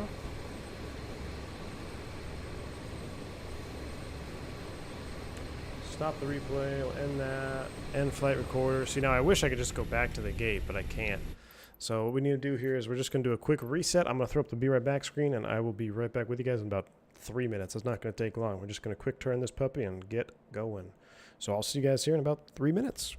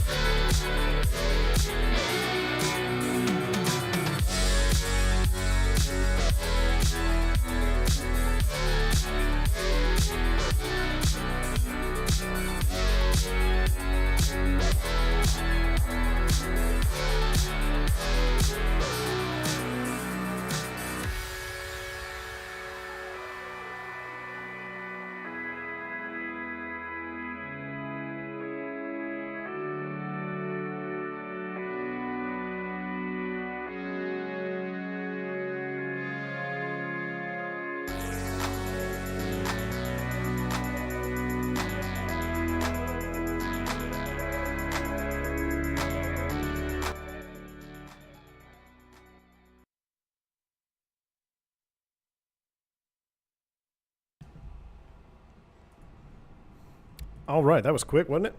Here we are, right back where we left off. We just did a plane swap though, so we got to quickly get in this airplane. We got to get her fired up here. So here we go, battery 1, battery 2. That looks good. I'm going to go left inner tank pump on, and we're going to go straight into the APU start. Let me get this on high init as well. Let's get it fired up. We'll get the APU on, and then we'll be able to, with the APU gen on as well, preemptively. Then we'll be able to open up those cargo doors again. Fubar, yeah, it was fast, man. We just did a plane swap. We landed. We didn't even want to be around for when customs showed up. So we hopped out of that airplane, and we hopped into this one. And we're going to go right back to Medellin. Crow says, have you got any advice for decrabbing on landing? Ugh. Crow, it's very hard to do or to give advice on that here in Microsoft now just because of how the flight models are. But in real world technique is you want to make sure your eyes are at the far end of the runway when you're decrabbing. If you're looking right out in front of the airplane, right off the nose, what's going to happen is you're going to lose, you're not going to have as good of situational awareness of where the lateral position of the aircraft is because you're focused right here. You want to be looking at the far end of the runway. That's really going to help you out. All right, so the APU is available and APU gen is on. We're stable. All right, so now let's go ahead and get some doors opened up here. Let's go OFP, get that up. Here's our new flight plan. It's actually an RNAV. We're going to need it for this one. Let's go to aircraft. Let's go ahead and open up the forward passenger door. Now to open up the side cargo, you have to pressurize with the AC pump. There it goes, pressurization. For yellow, so now we can go ahead and open up and we'll import that SimBrief flight plan as well. We'll go ahead and do side cargo, we'll do aft and forward cargo as well. I got MPH, Christian. Let me reconnect here as MPH. Thank you. You're the ICAO code bot. Maybe I'll get your landing back at Medellin Tranquil. We're gonna see, we're gonna give it a shot. According to SimBrief, it looks like we have pretty low. I might change this.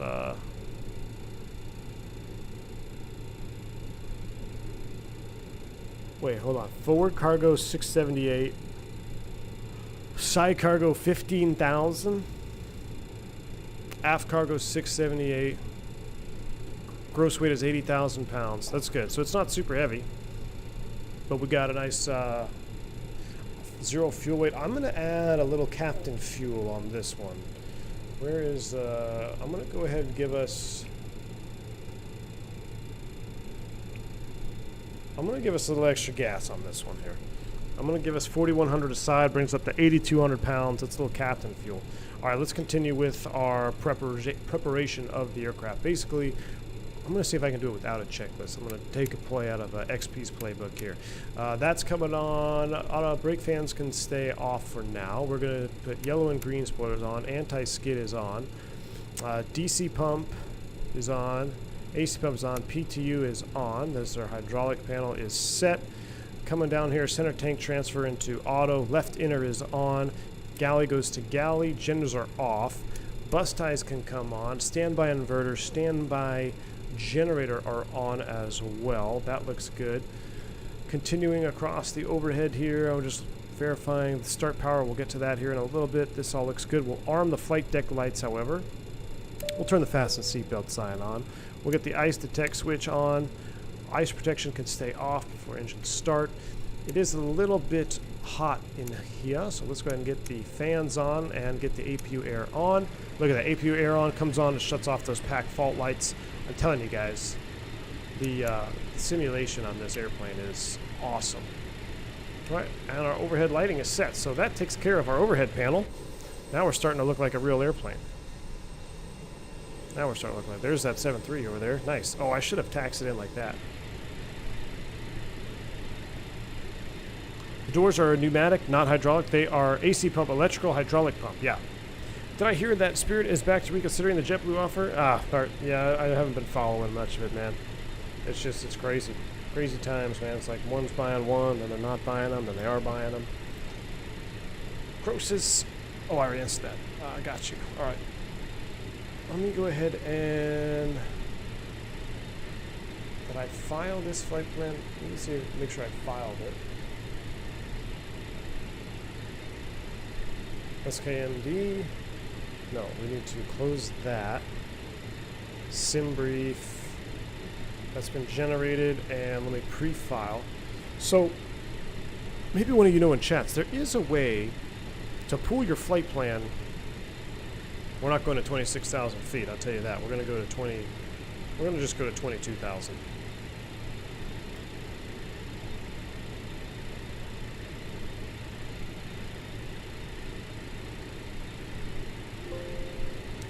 There is a way to pull your flight plan from the box. Let me see if I can do that here. So, index, data link, no. Dougal, thanks for stopping by, man. Have a good one. Take care, bud. I swear there was a way to do it, and I don't remember. Route menu? Flight plan recall.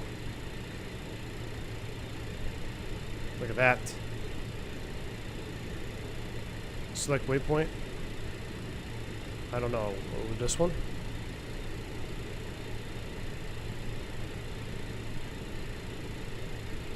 Hey, look at that. Auto-loaded.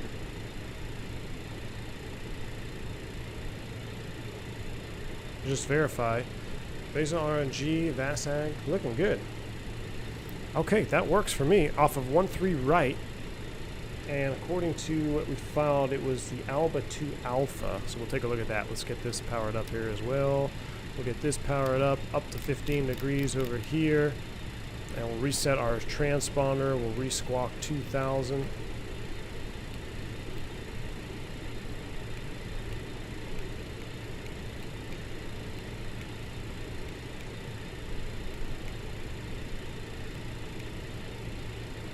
Brake temps back on. We're in a new airplane here. We don't have any hot brakes, which is good. Yaw damper 1 and 2 will come on. They are on. MWS. Tested and normal. On for you. Dial this up to 320. I'm sorry, 220. Jeremy, what's going on, man? Welcome. You're setting up a Disneyland trip? Awesome, man. It's going to be a lot of fun. Welcome aboard. Yeah, second leg. We're just doing a quick hop right back to Medellin. This is where it's going to get interesting with the approach. Let's power up TMS. We'll do a test of that. Goes through all the buttons. Beautiful. We'll go takeoff. We're going to get 92.6. We'll set our bugs. We're going to go ahead and turn that off. We're going to be RNAV off the ground, so we're going to set that like that. That looks interesting, though. Let's look at our chart here.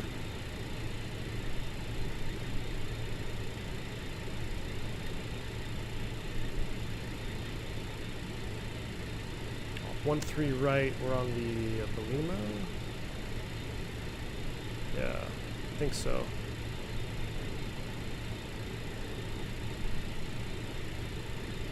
Belima 2 Alpha.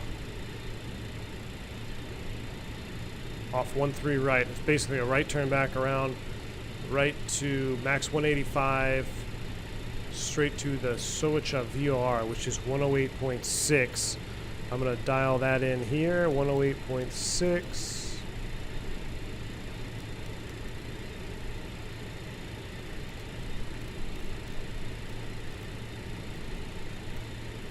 And just verify that is there. Normal 1-3 right to ABL.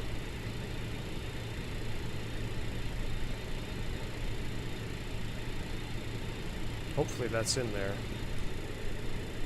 Window departure arrival. Oh yeah, we're in the Belima 2 Alpha. Execute. There we go. Now it's in there. And for the arrival, we need to go to the arrival index, SKMD. We're landing, what is it, 20. Execute. And there's no star, which is interesting, because there is a star on Navigraph, which that's going to make it interesting. Let me just look at that arrival, because it's going to be a pretty short flight up there. I'd hate to be the Rio Negro 1 Echo arrival. To Vasag, then here's the airport we're landing at. The approach, RNP, oh, it's a visual. Okay, MD-402. And we have, if we look at the legs, next, Vasag, discontinue runway 20. We have RNG MD-401, which is right there. Okay, so that's in the box. Whoa. And then it goes out to Vasag. Next page. And then there's a disco. So from Vasag, it's MD-402 to Eastax. MD-402 to Eastax. So I'm going to put MD-402. Is that going to work? Oh, there's two of them. Shoot, I don't know. I guess it's that one? Yeah, it's only 5.9 miles. Alright, and then from MD-402, it's Eastax, which is ISTAX. There we go. Execute runway 20. Alright, so that's how it's in the box. Good thing we have that set up here, because doing that in flight might have been interesting. So yeah, that's a visual only arrival. So it's a charted RNP arrival, but it's a visual procedure, and you could see that here on the top of the chart. Medellin, Colombia, RNAV visual flight procedure, RNP runway 0220 for CATs A and B. So I don't even know if we're going to qualify to do this approach, but we're going to do it anyway because we're flying in Colombia, so what not. All right, but that's good. We'll close that out. We'll put SKBO back in here for the departure. The box is loaded. Our taxi out is going to be very simple. Again, it's going to be going a 1-3 right via Kilo and Kilo 1. So we'll just taxi straight ahead. We'll go Kilo all the way full length, 1-3 right, 12,000 feet available. You can see this is obviously a very high density altitude airport because it has long runways and long, international airport at high density altitude, high terrain, probably going to have long runways. It's not a guarantee you're going to have long runways, but you come in here real heavy on a hot day, this 12,000 feet doesn't look all that long, I promise you that. But we got plenty of room to take off out of here. That'll be fine. We're relatively loaded. According to our aircraft, we're only at 8,200 pounds. Let's close up these two cargo doors. Let's close up the main cargo as well. Third watch, glad you could join, man. Welcome. How are we doing on time? It's 1:08. Perfect.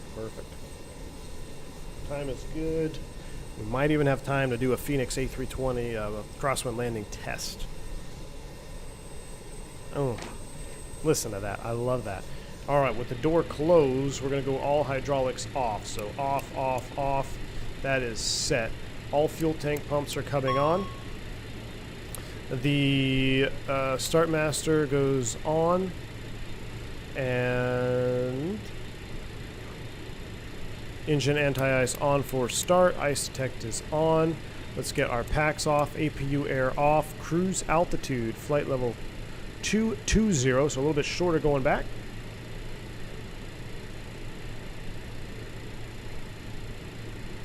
Ooh, we could do an intersection departure, you're right. Alright, and let's get the beacon light on. Everything else looks good up top. We'll put brake fans to auto. And I think we are ready to push it to start. Let's get our flight directors on.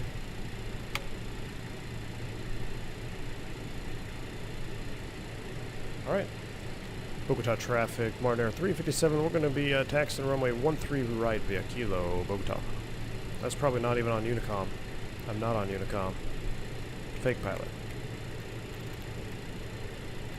But, I mean, good thing we made somewhat of a radio call, because that American 320 that landed in front of us was, I didn't even know he was there. I just saw him visually. Bogota traffic, MartinAir 357, we're going to be taxiing runway 13 right via Kilo for departure, Bogota.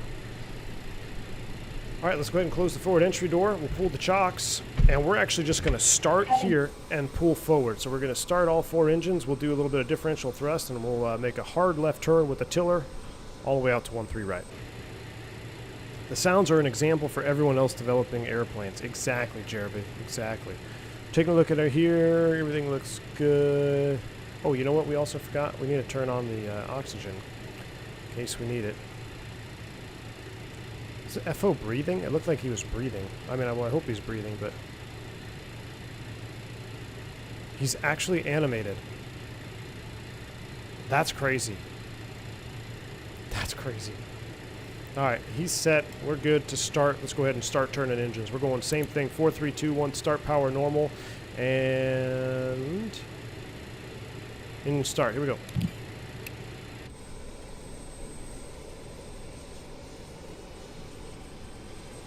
Oh, we need fuel.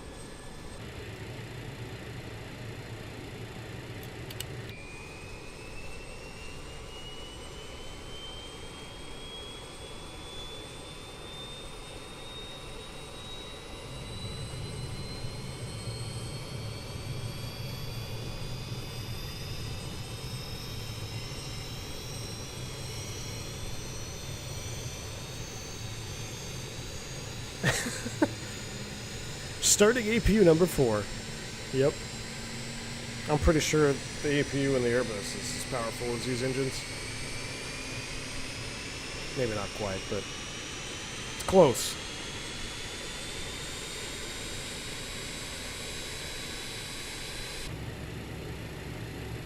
Good start on 4. Let's go 3.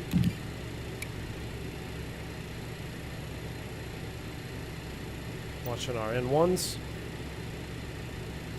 Fuel outside. I just like the sounds.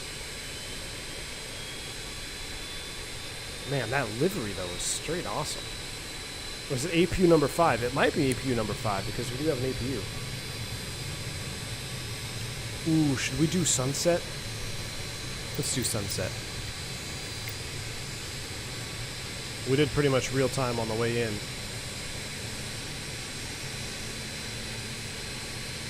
Do like a 5 o'clock.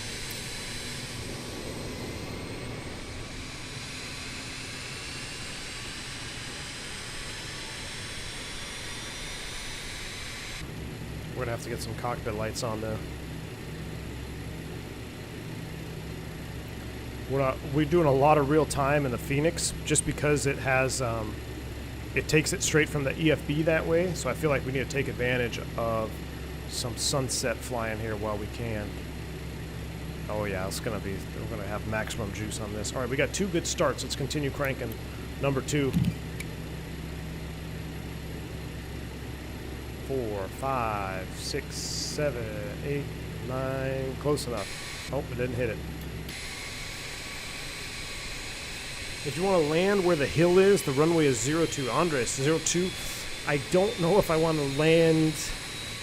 Okay, so I'm probably going to land 20.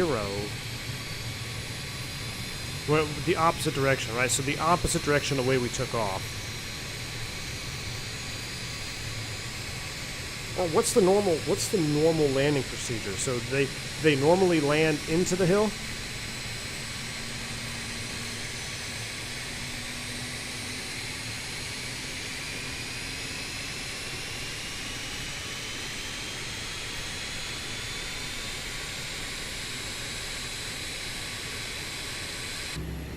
We got 3. Last one.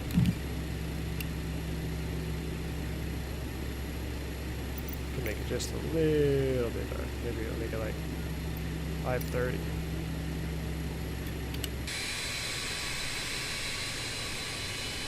Normally, 02 runway is the active. Okay.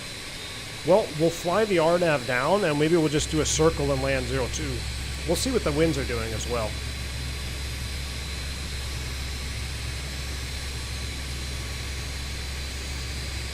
I've never even attempted a landing there, so it'll be interesting.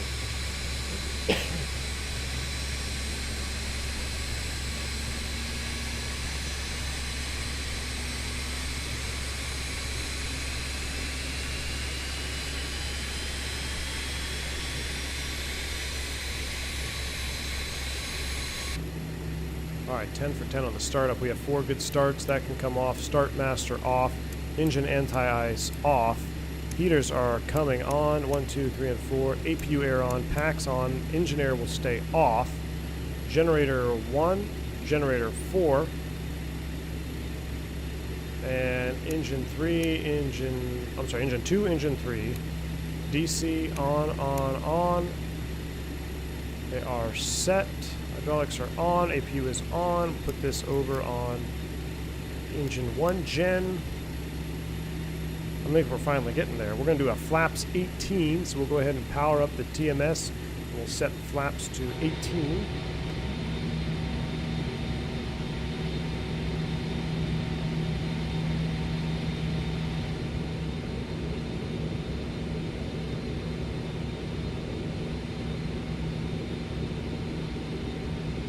They're landing 02, AT4 just landed. All right.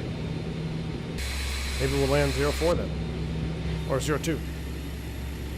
All right. That's good. Let's put this, let's click on this button so it'll set our trim for takeoff. We'll go home, charts page.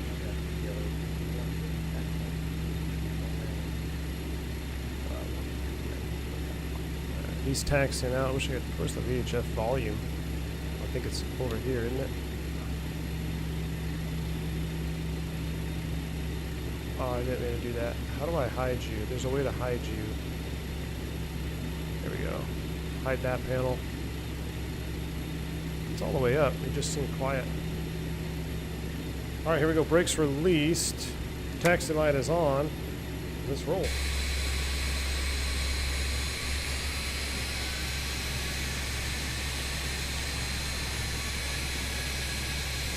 A little bit of differential thrust getting out of here.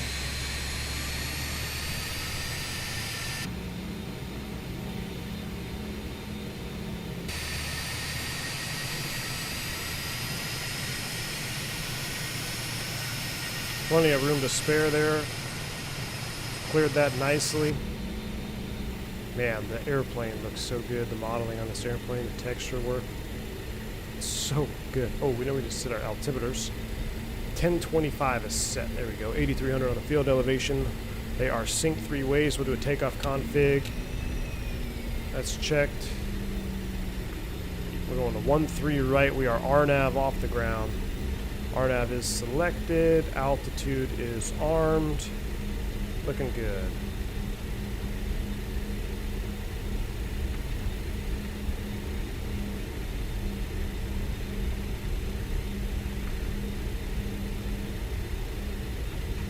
Looks like we've got an Avianca over there too.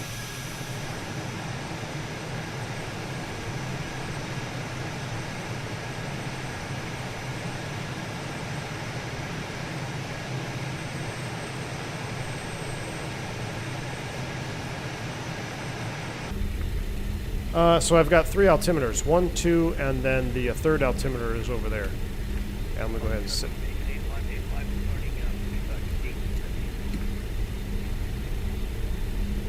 Alright, TMS is set to take off. For no flex, we're looking for 92.6.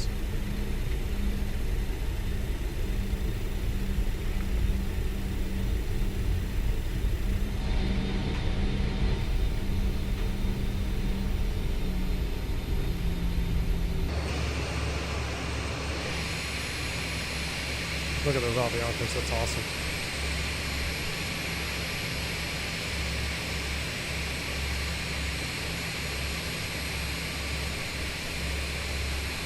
There's customs right there. Give me the pass.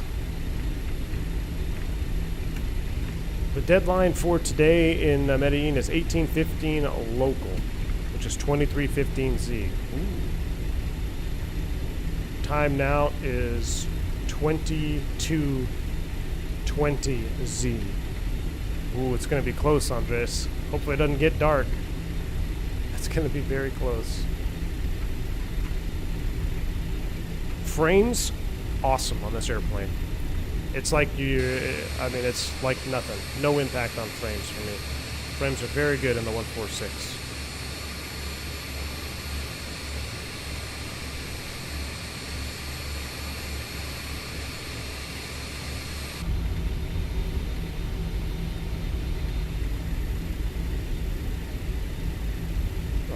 taxi out.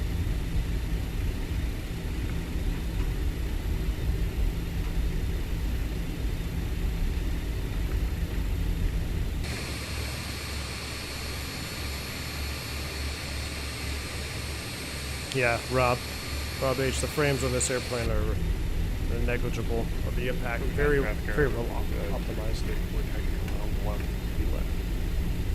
left. 1-2 left, isn't it 1-3?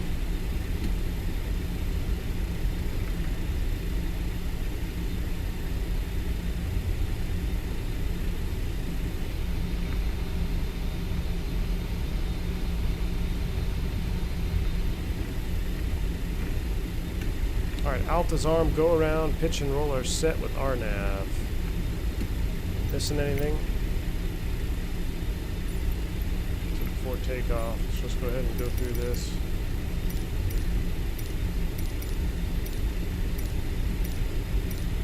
Well, we're pretty much all set. We are free and correct? Yes, we are.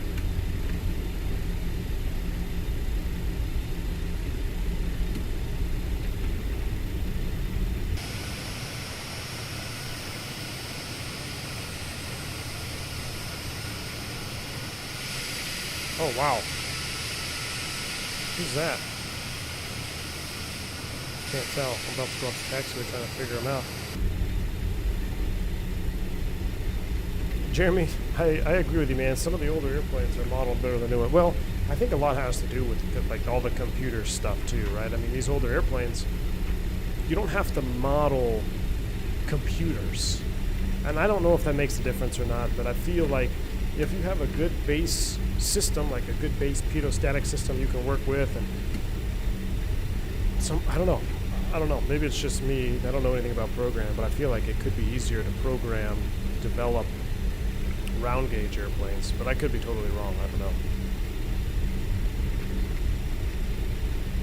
Man, I would love JustFlight to do their, continue with the trend.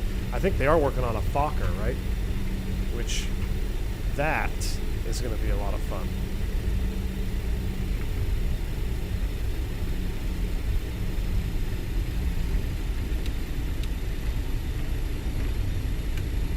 The problem with long runways is long taxi, I know. Alright, we should be good to go. Bogota traffic, MartinAir 357, we're going to be taking off runway 13, right, Bogota. Alright, so I couldn't finish my radio call in time, so we're going around the loop-de-doo.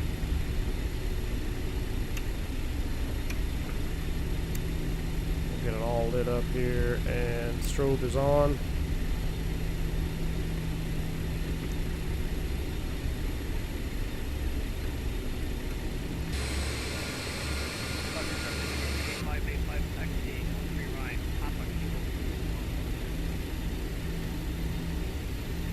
Bogota traffic, yellow 221 is going to be lining up behind departing aircraft on 13 right. What's Yeller? I think he said his name is Yeller. Oh, that's nice though. Oh. Alright, we're going to do a rolling takeoff here. Put you guys up on the yoke cam. Enjoy the takeoff. We're looking for 92.6%.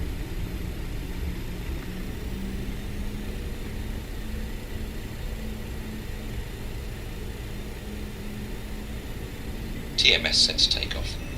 Bogota traffic, our Republica 7234, lining up and waiting 135. Power set, flex achieved.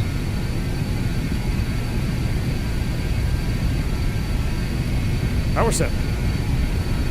Just going to walk it back down. See the TMS is Speed walking it alive, back down. both sides. Looking for 92. 80 knots, cross-checked. Nose wheel hitting the turtles. It's awesome.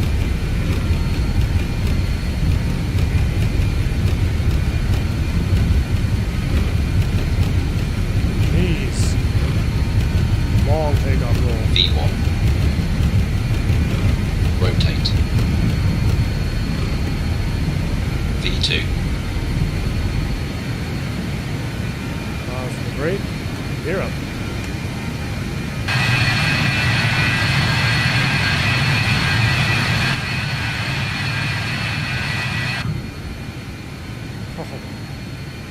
That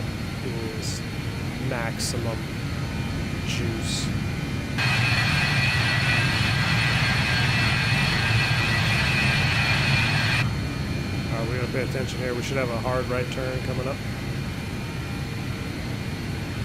Trim off that pressure. Now look at that, basically hands off.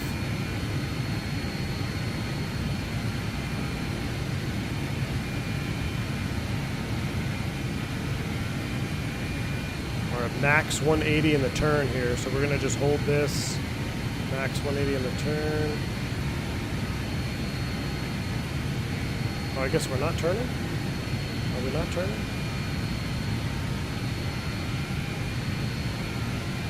It says 12 miles.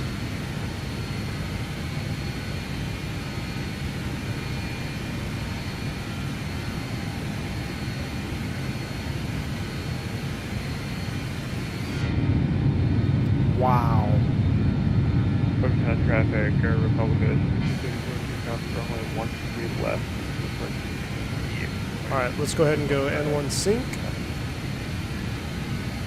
We'll lower the nose. Go, I'm going to do this. We're going to go... Hold on. We're going to go IS hold. Autopilot on. Sync mode on. Oh, vertical speed first. Bringing the power back about 88. I guess we're just going straight out.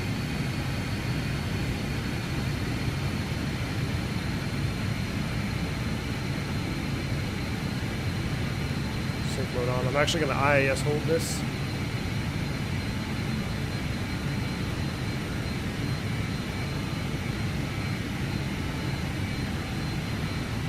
IAS hold is at 160 knots.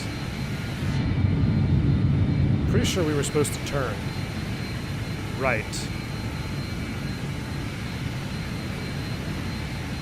Yeah, we're not supposed to be over here.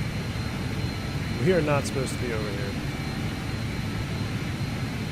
Sync mode. I don't know what this departure did here. We're gonna just, that's not where we're supposed to be.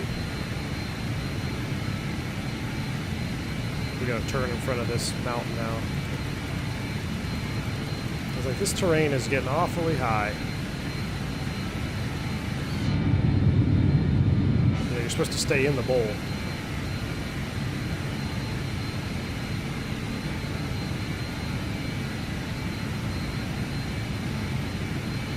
Oh, I never had LNAV on, and it just flew past it.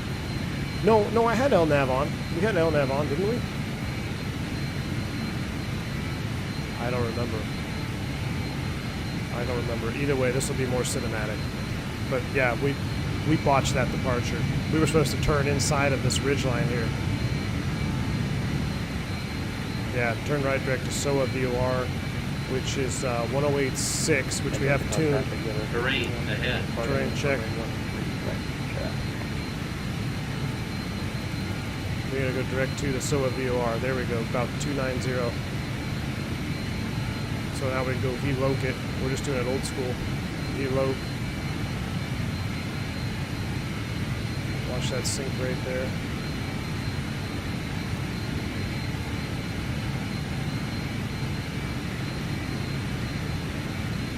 There we go. Now we can lower the nose, let it accelerate. So we can clean up now.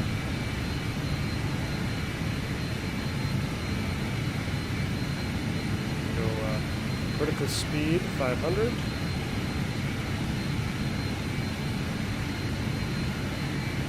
It was never. Yeah, turn right direct SOA VOR. Maybe it was never on. Let's go ahead and lower that nose a little bit here. And then get to our min clean speed.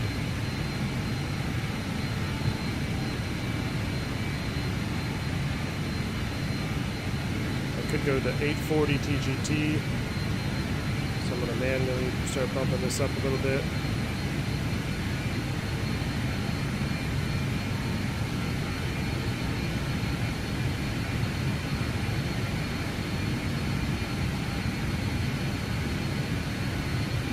The FTO, safe height speed, select flaps on. This is off. And with flaps 18 to 0, you'll have the auto trim in the dash 300, which is really cool.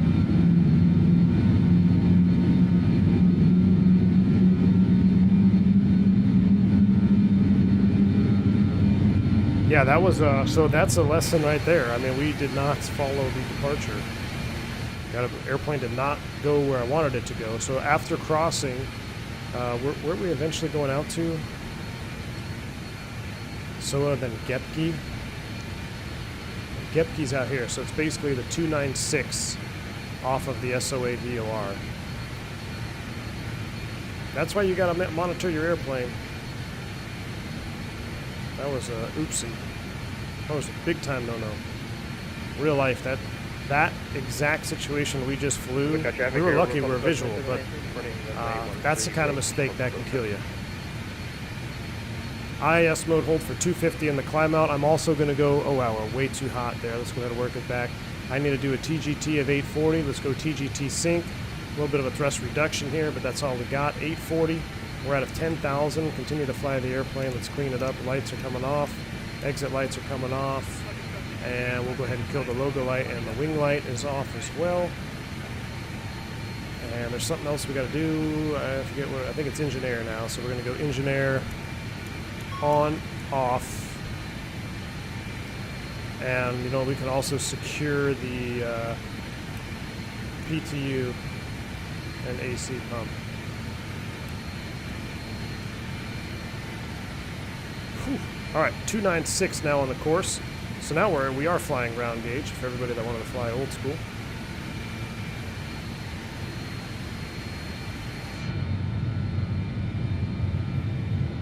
All right, enjoy some views now.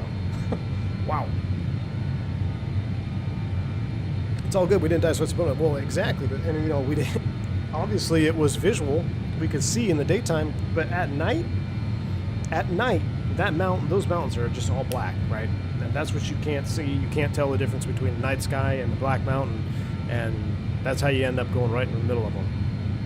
The third watch coming in with a massive super chat. Thank you so much, sir. $50 super chat for the Cat 3 Design Gear Lever Fund. Third watch. Thank you so much, man, for that. I really appreciate you. I don't know why I keep forgetting that.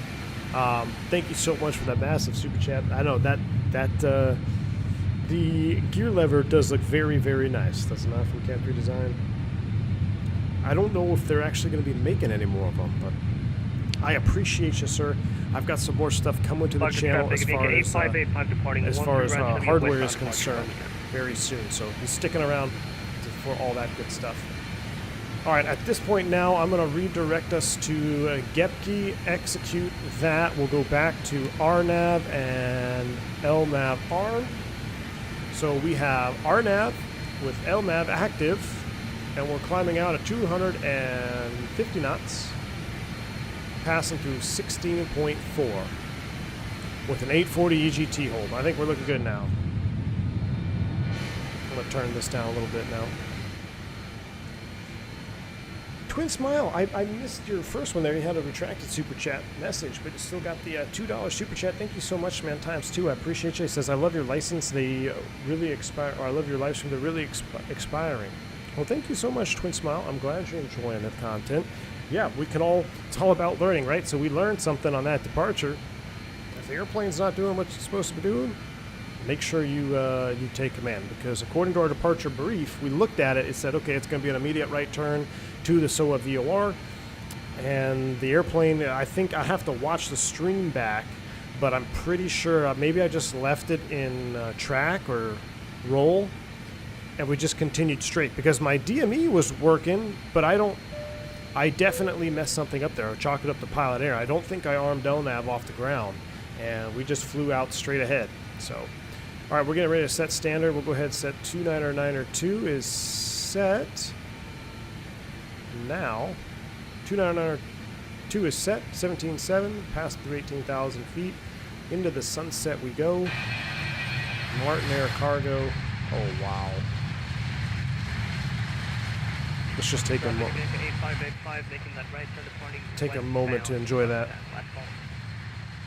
Ever done any flight siming in Papua New Guinea? No, I don't believe I have, Mr. Martini. I don't believe I have. Yeah, Pan, exactly. That American 7.5 going into Cali, they were in the wrong valley, And at night, you can't see mountains at night. If you've never flown at night in GA aircraft or whatever, even in a commercial airplane, just look out the window. If there's no houses on it, you cannot see it. So it's a sign from the BAE gods for not flying old school. I know, Steven. I should have just done that old school off the ground. I should have just been round gauges off the ground and hand flowing that thing all the way out. You're absolutely right. I got slapped on the wrist for that one. Sam, but I don't know if I said it. Sam, thank you so much for joining the channel, man. Becoming a commercial pilot. I appreciate you. Exclamation point, welcome for your new perks here on the channel. Again, can't thank you guys enough for supporting me and supporting the channel. It's awesome. Thank you so much. All right, we did arm the altitude, right? Yeah, 22 is armed, and we are going to ABL and then Vasile. All right, so I'm going to just pull up the arrival stuff so we have it ready again. Remember, short flight is only just a few minutes in cruise. The RNAV visual flight procedure is what we're going to fly from, and we're going to hit Rio Negro. How do I hide the yoke? I thought there was a way to hide the yoke. I know there's a way to hide the yoke. I can't remember how to do it. This, if I click right here, this will put the gust lock in. We don't want to do that. All right, so yeah, we are going to go Vasile, then Rio Negro, and then we start that approach, which is the charted visual. MD401, perfect. Technically, the approach ends at Vasag, and then we'll have to continue. So we'll do a quick briefing of this once we get to cruise. Let's go ahead and just enjoy another 2,000 feet here of cruise altitude, and then we'll brief it. Christian says, looks like you need to go back to do some VFR flying. You're not going to let that go, are you? No, I do. I definitely need to. And Christian, were you in the 28R, just a regular Aero yesterday, in that screenshot you posted? You know, the combination of listening to XP72's podcast with XP and Blue Games, the Blue Experience, last night they had Pilot Edge on, which you guys have seen Pilot Edge on the channel. It's been a while since I've done it too here, but it got me thinking, you know, they're talking about their VFR fly-in, all that good stuff. I'm like, well, it's been a while since I've flown the Aero, but I used to instruct in that airplane for a long time. So got me thinking, what if I did a little VFR training series, in like live, not a recorded. We'll load up our Piper Arrows. We'll go over some basic stuff, basic VORs. What are they? How do they work? Basic tracking, basic radio communications. I don't know. It got me thinking. Pedal disconnect lever on the left. Thank you, Peter Green. Let me do that right here. I mean, it doesn't really bother me, but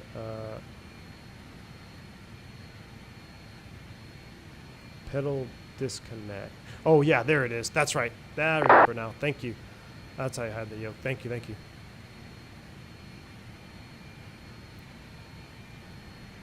Man, Bogota's busy. All right, 500 feet to level off.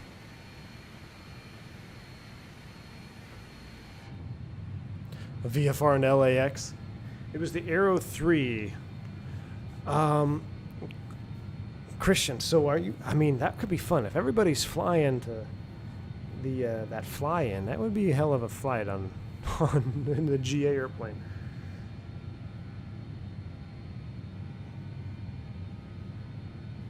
VFR in the DC-6? Oh, I don't know about that.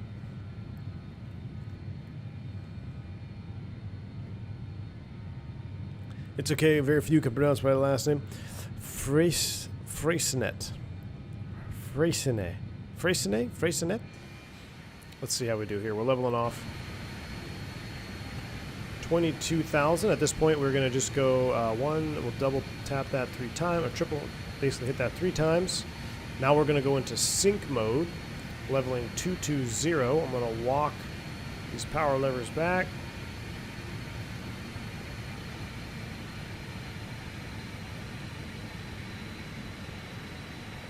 We'll do about 84. We'll see what that gives us. And we're 19 miles. I'm just going to tune in Rio Negro right now so we have an idea how far we're going to be. 15.1. Let's put that in the primary because we're going to need that right away. D3C has joined us, private pilot. Thank you so much, sir. Welcome. Exclamation point, welcome for your new perks on the channel. Glad to have you on board, man. I appreciate all the new memberships, guys. Thank you so much. All right, 66 miles out. We got a minute.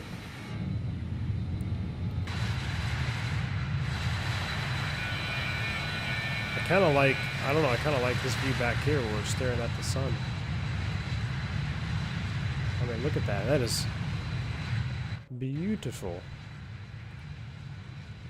Well, we got time for 1 or 2 songs.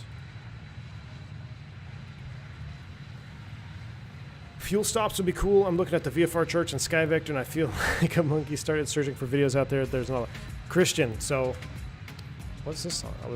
Did not want to play this one. So I started. Oh man, it must have been months ago. I had a Sky Vector tutorial that I was doing, and I edited about an hour and a half of it, and I just was done. I was like, I can't do this. There's so much work. But you know, it got me thinking. If we did a little mini streaming series on it, I could do it live for you. I'd be like, okay, here's our first flight plan. This is how you, just kind of the tools of Sky Vector and how it works. But man, I used to use Sky Vector all the time. When I flew freight, believe it or not, a lot of the time I had Sky Vector up. I was looking at my routes and everything because that was easier than using the paper charts and connecting them all. But it's, yeah, like Blue Game said in the podcast, there is no sim brief when you're doing your own cross countries. You got to actually plot it out, plan it out, look at the fuel burn, look at some alternates, you know, look at airspace. Airspace is a huge one. You know, a lot of people forget all about airspace, you know, flying into restricted airspace or whatnot. It could be fun. It could be fun. You know, maybe instead of VA Friday, we'll do VFR Friday for a couple days, and we'll start training in the Piper Arrow. We'll get some basics in of the airplane, and then we'll do some basic nav. I don't know. Could be fun. I'm not saying I'm going to do it. I'm just toying with the idea. A VFR refresher course. I need one, Paul. Yeah. Zach, congratulations. I see your comment up there. So you got my airframe and power plant license today. Finally done studying all day. Zach, well, that is huge congratulations to you, man. Good deal. Twid Smile, thank you again for the $1 super chat, man. I appreciate that, sir. Blue Bear, the channel has grown over the last few weeks. It definitely has, man. You know, switching over to Microsoft a lot with the PMDG release and the Phoenix obviously brought a lot of new attention to the channel. I'm very, very grateful for all y'all that have come over and subscribed and joined as a member, donos, all that good stuff. Everything, all the numbers are going through the roof right now, which I am very grateful for. You guys are awesome. Yeah, that's what you want, just to plan and push.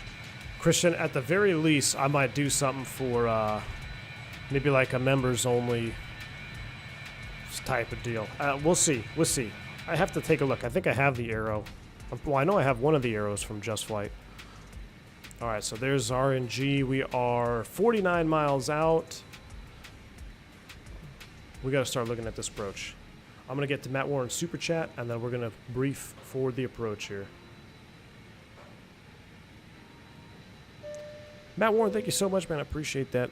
Thanks for answering all your questions. I have a son about 2 weeks. Well, congratulations to you, man. I will for sure grow up watching your streams. Keep it up. Matt, I appreciate that. Thank you, dude. And congratulations. And that is a special moment, man, welcoming a new one into the family. So congratulations to you. You guys are going to be very busy the next couple months. Even Flight Deck the Sim seems impressed with the Phoenix. Yeah, he is. He is, definitely. All right, let's get on this. Rio Negro at or above or at 11,000. So we are at 22 minus 11. That's 11, right? Yeah. So 33 miles out, we need to start down. Well, I feel like we just did this. Yeah, it's 11,000. It's just the same altitude. So set 11,000 in the window here. Now remember, this is a visual procedure, so we actually have to have a visual reference to the airport before we complete it. So we got 11 set, 35 miles out or so. We're going to start down to cross Rio Negro at 11. After we cross, it's a 90-degree turn to 090, so we're probably going to need to look at some speeds here on this approach. Let's take a look at it. Let's brief it. So Olea Hera Airport here for Colombia. Final approach course is 242. This is an RNAV. The SOG is the final approach fix. Got to cross it at 9,500. The MDA is 8,700. Straight across. Missed approach climb gradient minimum 4.5%. I don't even know if we've got that, but we're gonna have to figure it out. Hopefully we don't need it. But 8,700 is the MDA, and I'm not sure. I guess we could set 3,780. I don't think it goes that high. I really don't. This is something that is, I don't know. So I'm just going to set How high does it go? Goes to 980. All right, we're just at 980.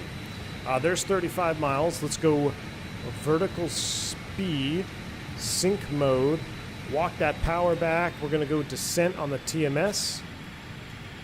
We're going to let the aircraft come down, looking for about 1,800 to 2,000 feet per minute.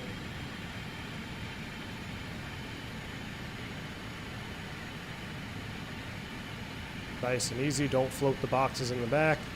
And sync mode is on. And we've just nosed over. And we're starting down. Wow, that is a beautiful shot. Anderson, thank you so much for joining the channel, sir. Exclamation point, welcome for your new perks on the channel. And Phase 1 NE upgraded to commercial pilot. Hey, Phase 1, thank you so much, man, for the upgrade. You're awesome. Don't even have to say exclamation point welcome because you know the deal. You know you've been around here. So thank you so much, man. Appreciate you. Jack D says, I just bought the 146. Quite the learning curve. Jack, it is. But if you follow, I highly, highly recommend going through these checklists at least the first, I don't know, 3 or 4 times. And then you'll start to get a real feel for the airplane. But once you get a feel for it and how it's trying to fly and what it's trying to do, ICE detected. Interesting. Okay, let's go ahead and go. Ooh, that guy told me one time. Tail first.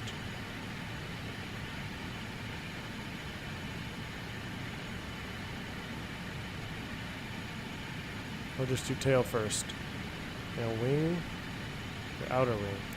An outer wing. Cool. But yeah, if you figure out what the airplane's trying to do, it's awesome. I mean, because once you understand the concept behind it, like with the sync mode and vertical speed and IAS, it is so fun to fly, man. So fun. All right, let's continue reading this. There's the missed approach. Hopefully we don't do that. So coming in here, 090 with the SOG, 17 miles per hour. Max is 150 knots. So I'm just going to start slowing down now. There's really no sense in ripping the way down here. So we're in vertical speed hold. So if we bring the speed brake out, it's going to help us start to slow down a little bit. Now, if you look at the TMS, it's already holding 60% because I turned the engine and the ICE on in descent mode. That is cool. Very, very cool to see that modeled. Let's get an updated weather for SKMD.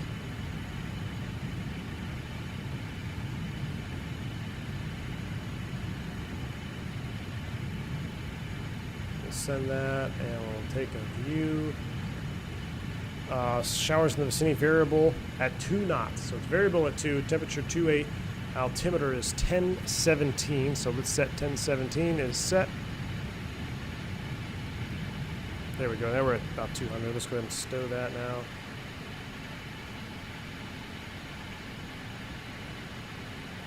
It's probably going to accelerate a little bit. I just want to crack it. Just want to crack the speed brake. There we go. Just give us a little bit of drag.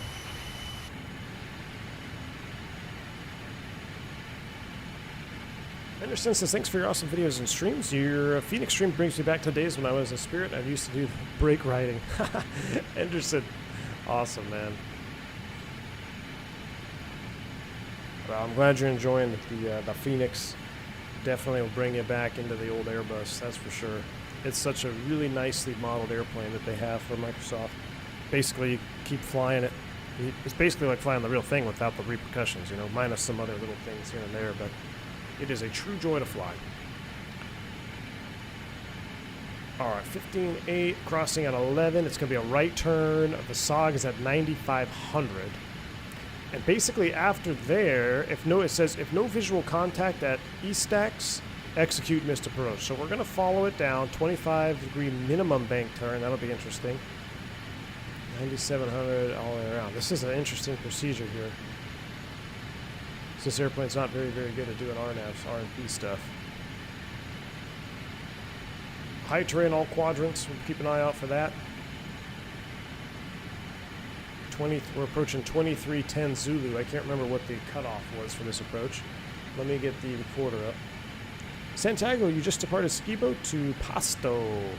Oh, we're going to be going there soon. That's for sure. We might have to take the Phoenix into Pasto. Definitely going back there. That was a heck of an airport. Yeah, Jeremy, no golden approach rule on this one.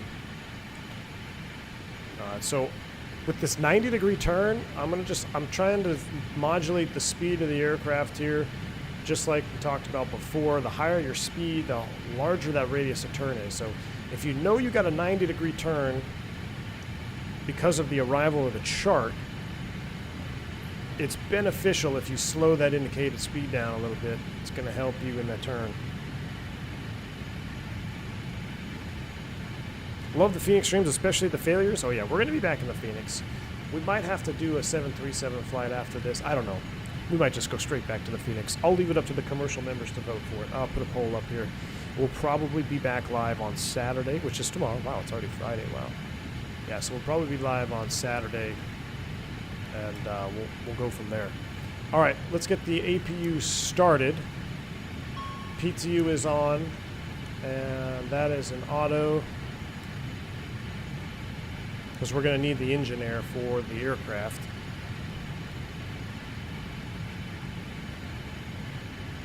Did I not arm the altitude? Oh, I didn't. Thank you so much, Pascal. That would not have been good. We would have blown right through that. So we're 11.8. There's the altitude alert.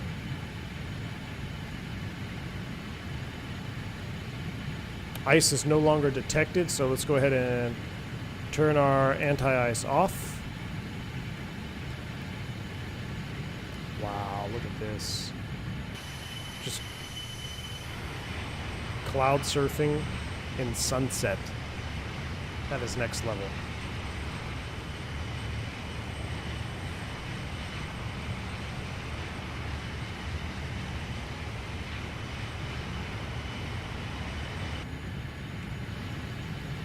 All right, 0.6 from the turn. There it is.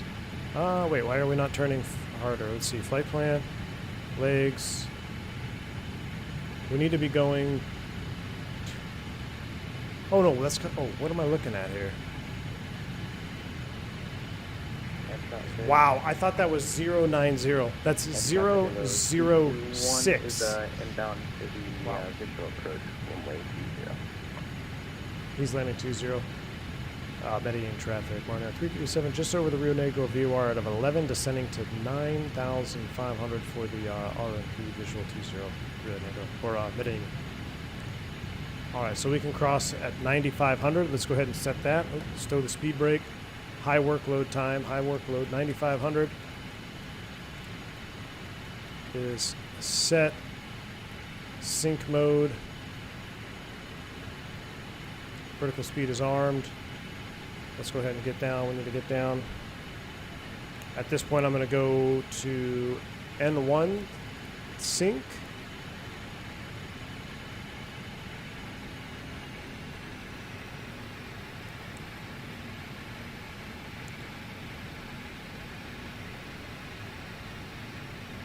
I can see is that a runway down there? That might be, that's Rio Negro. We're going to fly over that. 9,500 feet. Altitude is armed.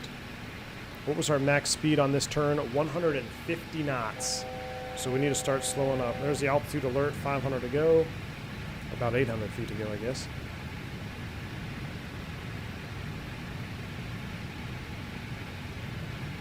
So yeah, our airport is in this valley over here.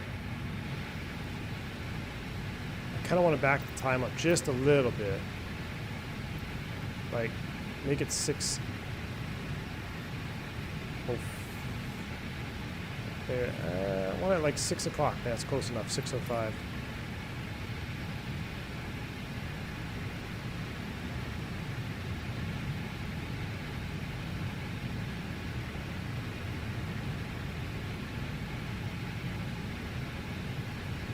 So that's literally where we flew into, what, 2 days ago? That's cool. That is cool. All right, there's altitude capture. Let's go flaps 18.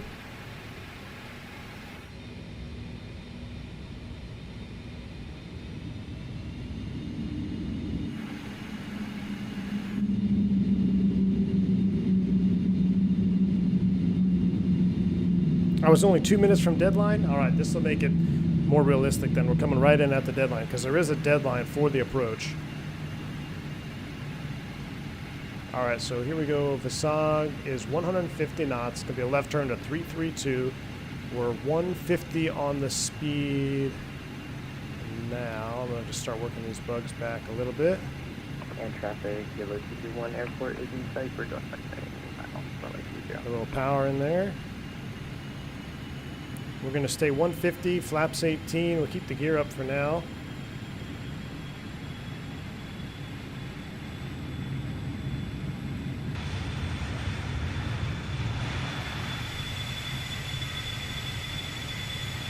That's cool. Where's that traffic at? He's already landing. But yeah, we got to dip over into that valley. So we're set 150. After this turn, we can descend to E-stacks at 8,700. We'll prime that up here. 8,700 is set. 3 miles to go.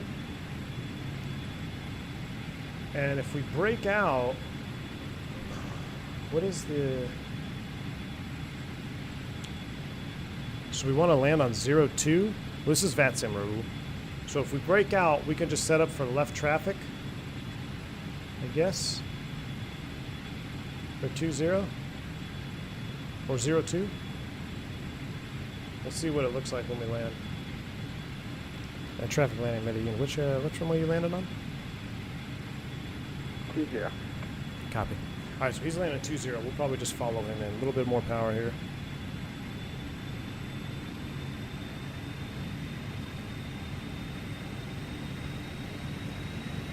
Yeah, day VFR.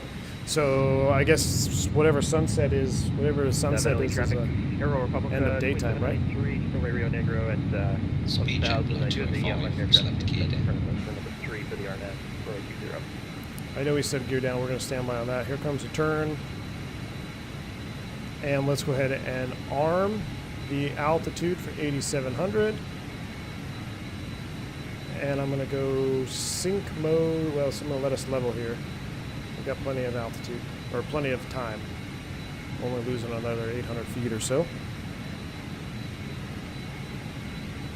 So I'm going to go ahead and sync mode on. We're going to be canceling our approach. We're going to be climbing back up to 800, and we're going to try to approach again. So he was unstable, that sounds like. We'll re-engage the vertical speed. Oh, I didn't engage it. Vertical speed. Go back down. All 500 feet per minute. There we go. Let's go ahead and extend landing gear down. XP-72, what's going on, man? Hey, I'm flying your favorite airplane, man. Have a great landing in this unique bird. It's very, very unique, but you're going to love it. I'm telling you, as soon as you pick it up when you get back from your trip, you're going to love it. Select flaps 24. All right, well, I'll work a little power out. Let's select flaps 24.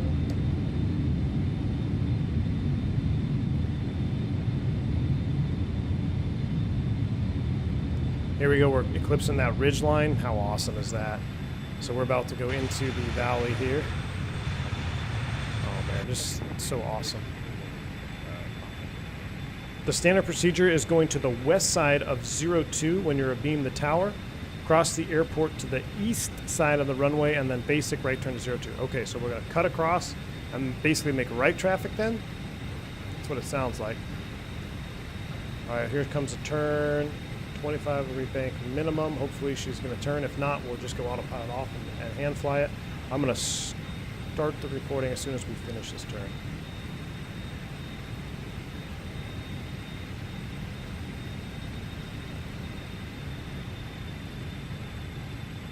Wow, that is a thing of beauty. Look at these views, guys. Oh my. Oh my word. Look at that view. So there we go. We're set up in the valley now. And we have to see it before E-stacks, which I think I see the airport. So field elevation is 5,000. Let's hand fly it. I'm going to start the recording. I've got the runway in sight. We're going to go autopilot off. Autopilot disconnected. Let's go ahead and lower the nose, get the flight directors off. I can see the runway down there. 5,000, so if we set 1,500 above, it'd be 6,500 feet. We're going to keep trickling down. We're flaps 24, gear is down. So basically what he said the procedure is we're going to go out. What'd you say? We're going to go to the west and then beam the tower, cross to the east for a right turn to 02. Okay, we're going to do it. We're going to keep our flaps over. Man, coming over this ridge, just getting a little bit of burble. A little burble of wind, though. Oh, my goodness. This is something that trailers are made out of. Look at that. Go yoke cam on.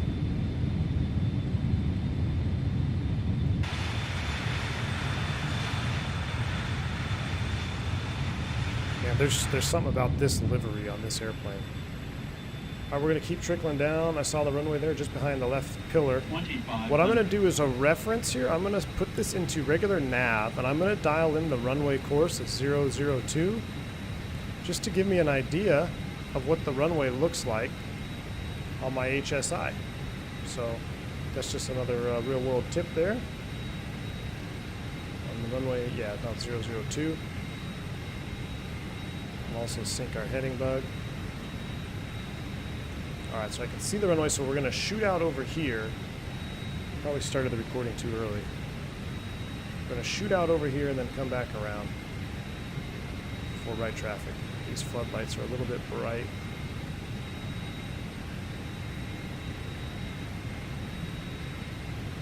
Just keep trickling down, about 150 knots.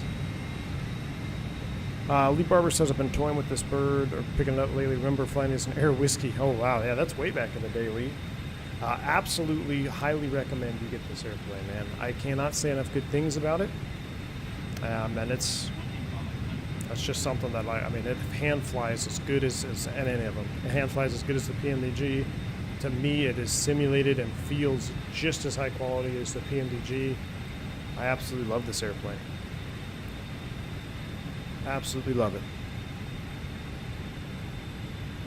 And if I'm my complete honest opinion, I have more fun flying this one than I do the NG, just because it's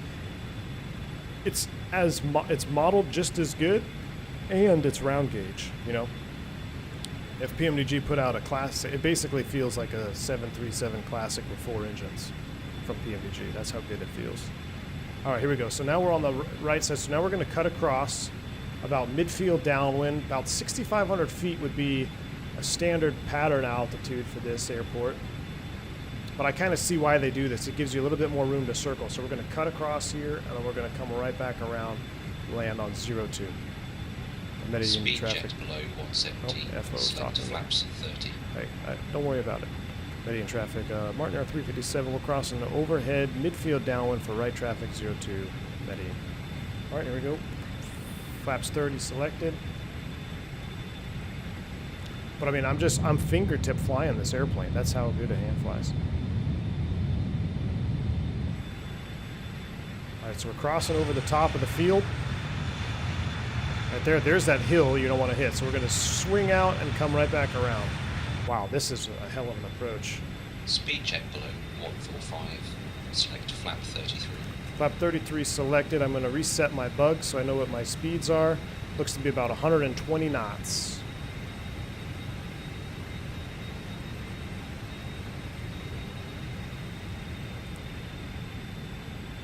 So I'm going to fly outbound here. I don't know how far they go, but obviously they don't go too far. Look at this circle. I mean, you're in the bowl here. If you lost an engine, it would be not good. Plus 100. Steam gauge is powered by a boiler in the cargo hold. Oh, jeez. XP is already throwing shade on this airplane. Look at that, though. Look at that. All right, let's start turning. I feel like I'm getting way close. I really wish I had track IR on now. I'm okay with coming around the corner being a little bit high because I know this airplane can really get down if I need it. So I'm just going to kind of maintain about 6,200 feet here until I can see the runway.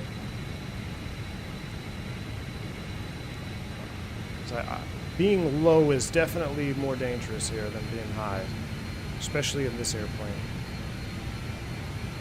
So I kind of have that reference here of what my runway is, so I kind of can see what I'm doing. I kind of have to use a cheat view here because I don't have track IR on, which I did not know I was doing this approach. This is a first time approach. Never flown this. I'm going to climb back up a little bit here.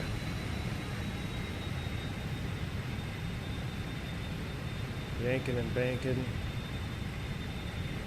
I really just want to see the runway.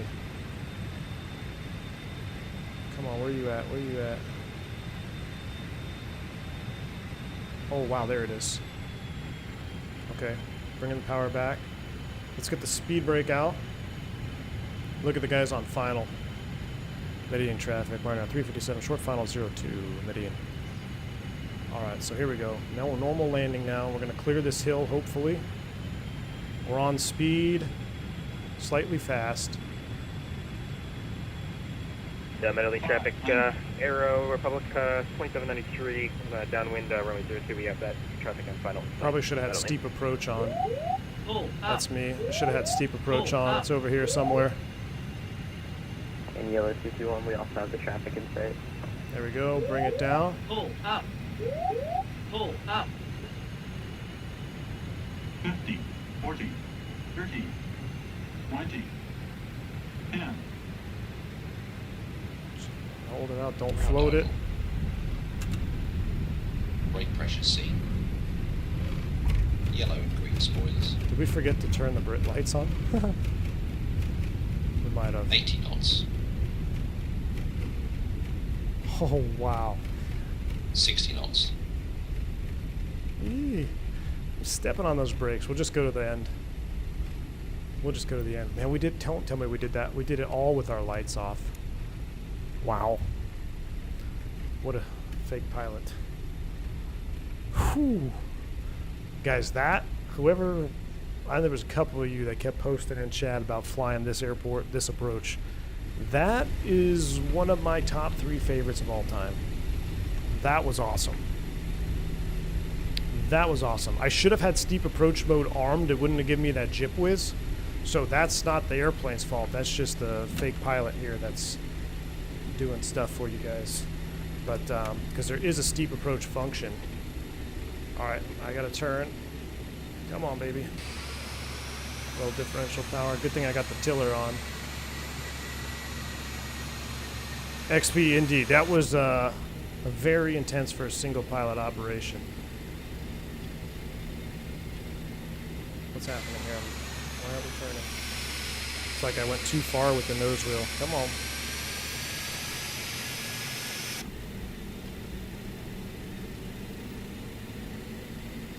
There we go. It's hard because you start going too fast and it like snubs the nose wheel. You gotta really watch your speed. Andres, thank you for the $10, man. Appreciate you. He says, nice captain, nice approach to landing. To be the first time, welcome to Medellin. Thank you so much, man. I appreciate you. We're gonna take it right back to where we started, and we're gonna be able to see this guy finish his circle, which will be even better. All right, let's go ahead and kill that. Taxi, taxi, that's off. Check your strobes. I don't remember where it is. I think it's that one. Let's back the time up just a little bit so we can watch this guy come in here. Because you wouldn't do this at night. It's not approved for nighttime. We'll set it right back to about 6 o'clock.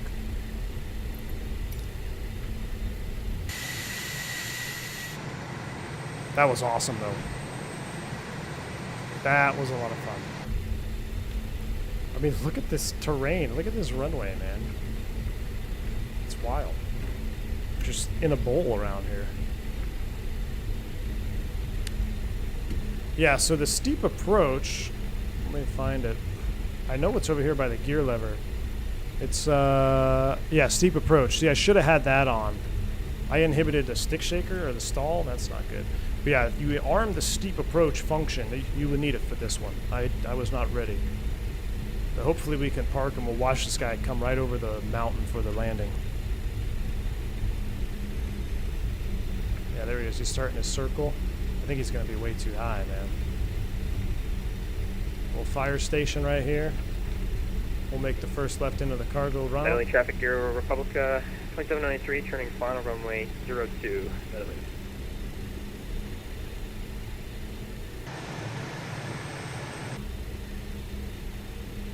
Another exciting airport in a bowl. And traffic, yellow 221's in the circle to turn final for runway 20.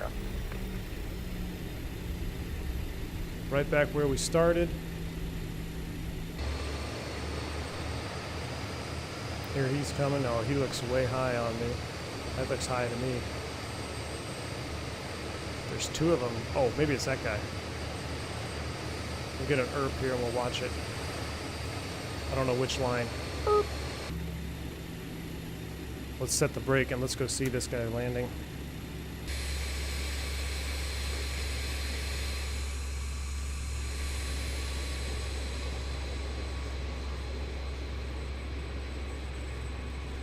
Here he comes. I'm gonna zoom these out. Is there a way to bind the speed? Oh yeah, he's so unstable. Nah, maybe not. Maybe not. Nah, he looks good actually. Definitely got a sink rate on that, I can almost guarantee you that.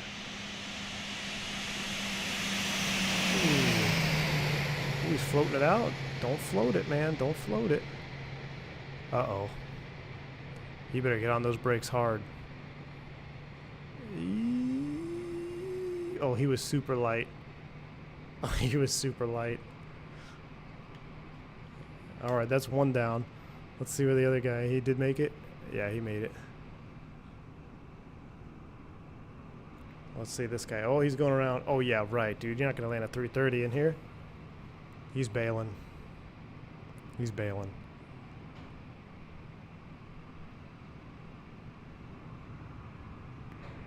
Medellin traffic, Aero Republica 2793, clear from 02, Medellin. How those brake temps? They're hot. Hot in the Boeing. Cool. All right, he's in. And traffic, yellow 221's going to be going around runway 20, coming back in for the approach. Godspeed, brother. Thank you, thank you. Great flight. All right, I'm going to disconnect. We'll go right into the replay mode here. Let's go here. I forgot to do the platform. We'll do that. Here we go. The runway's 8,000 feet, I think, but that's what the display's threshold. So I don't. The actual landing distance is less than that.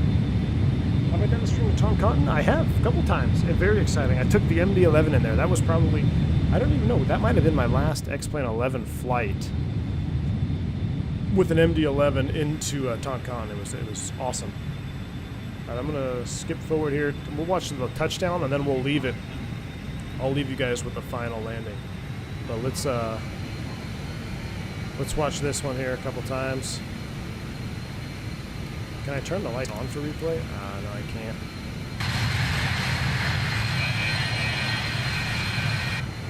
We'll watch this here.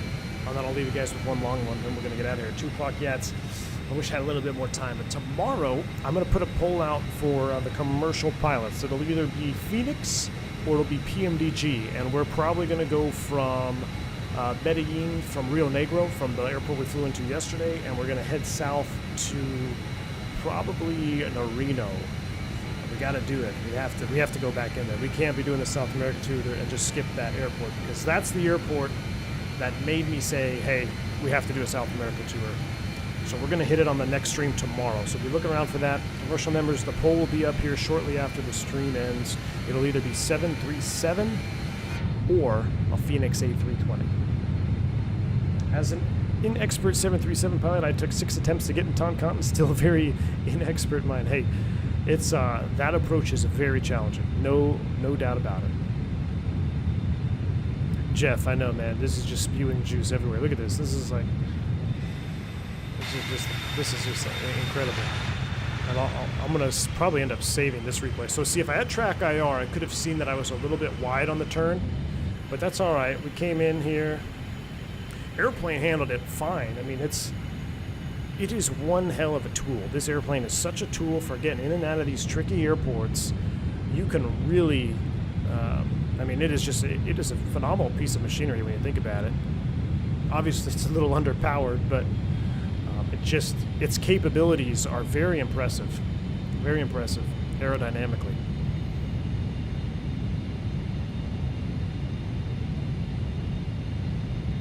All right, we'll watch it from the engine view here first, and then I'll rewind it and you can see the touchdown view. But yeah, that long displaced threshold, you gotta be careful of that.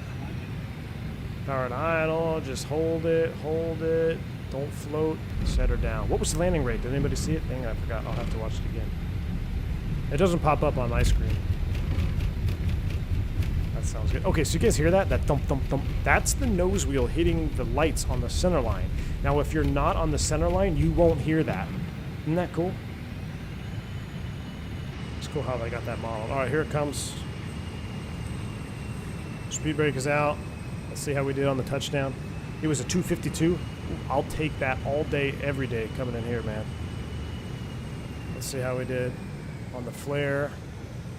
Ooh, a little bit of a balloon there. Got her down. I don't know if it was a little gust of wind or what, but nice. I know we were just on the brakes.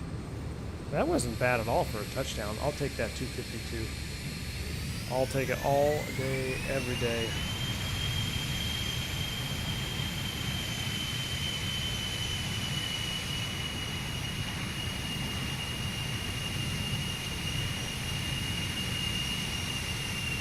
Coming over the hill.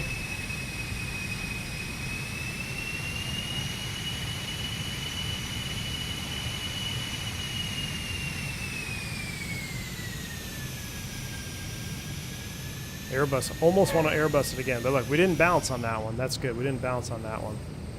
All right, I'm gonna try something here. I'm gonna stop replay, and then I'm going to hold on. I'm gonna turn the lights on. And I want to see if I can go back into the replay.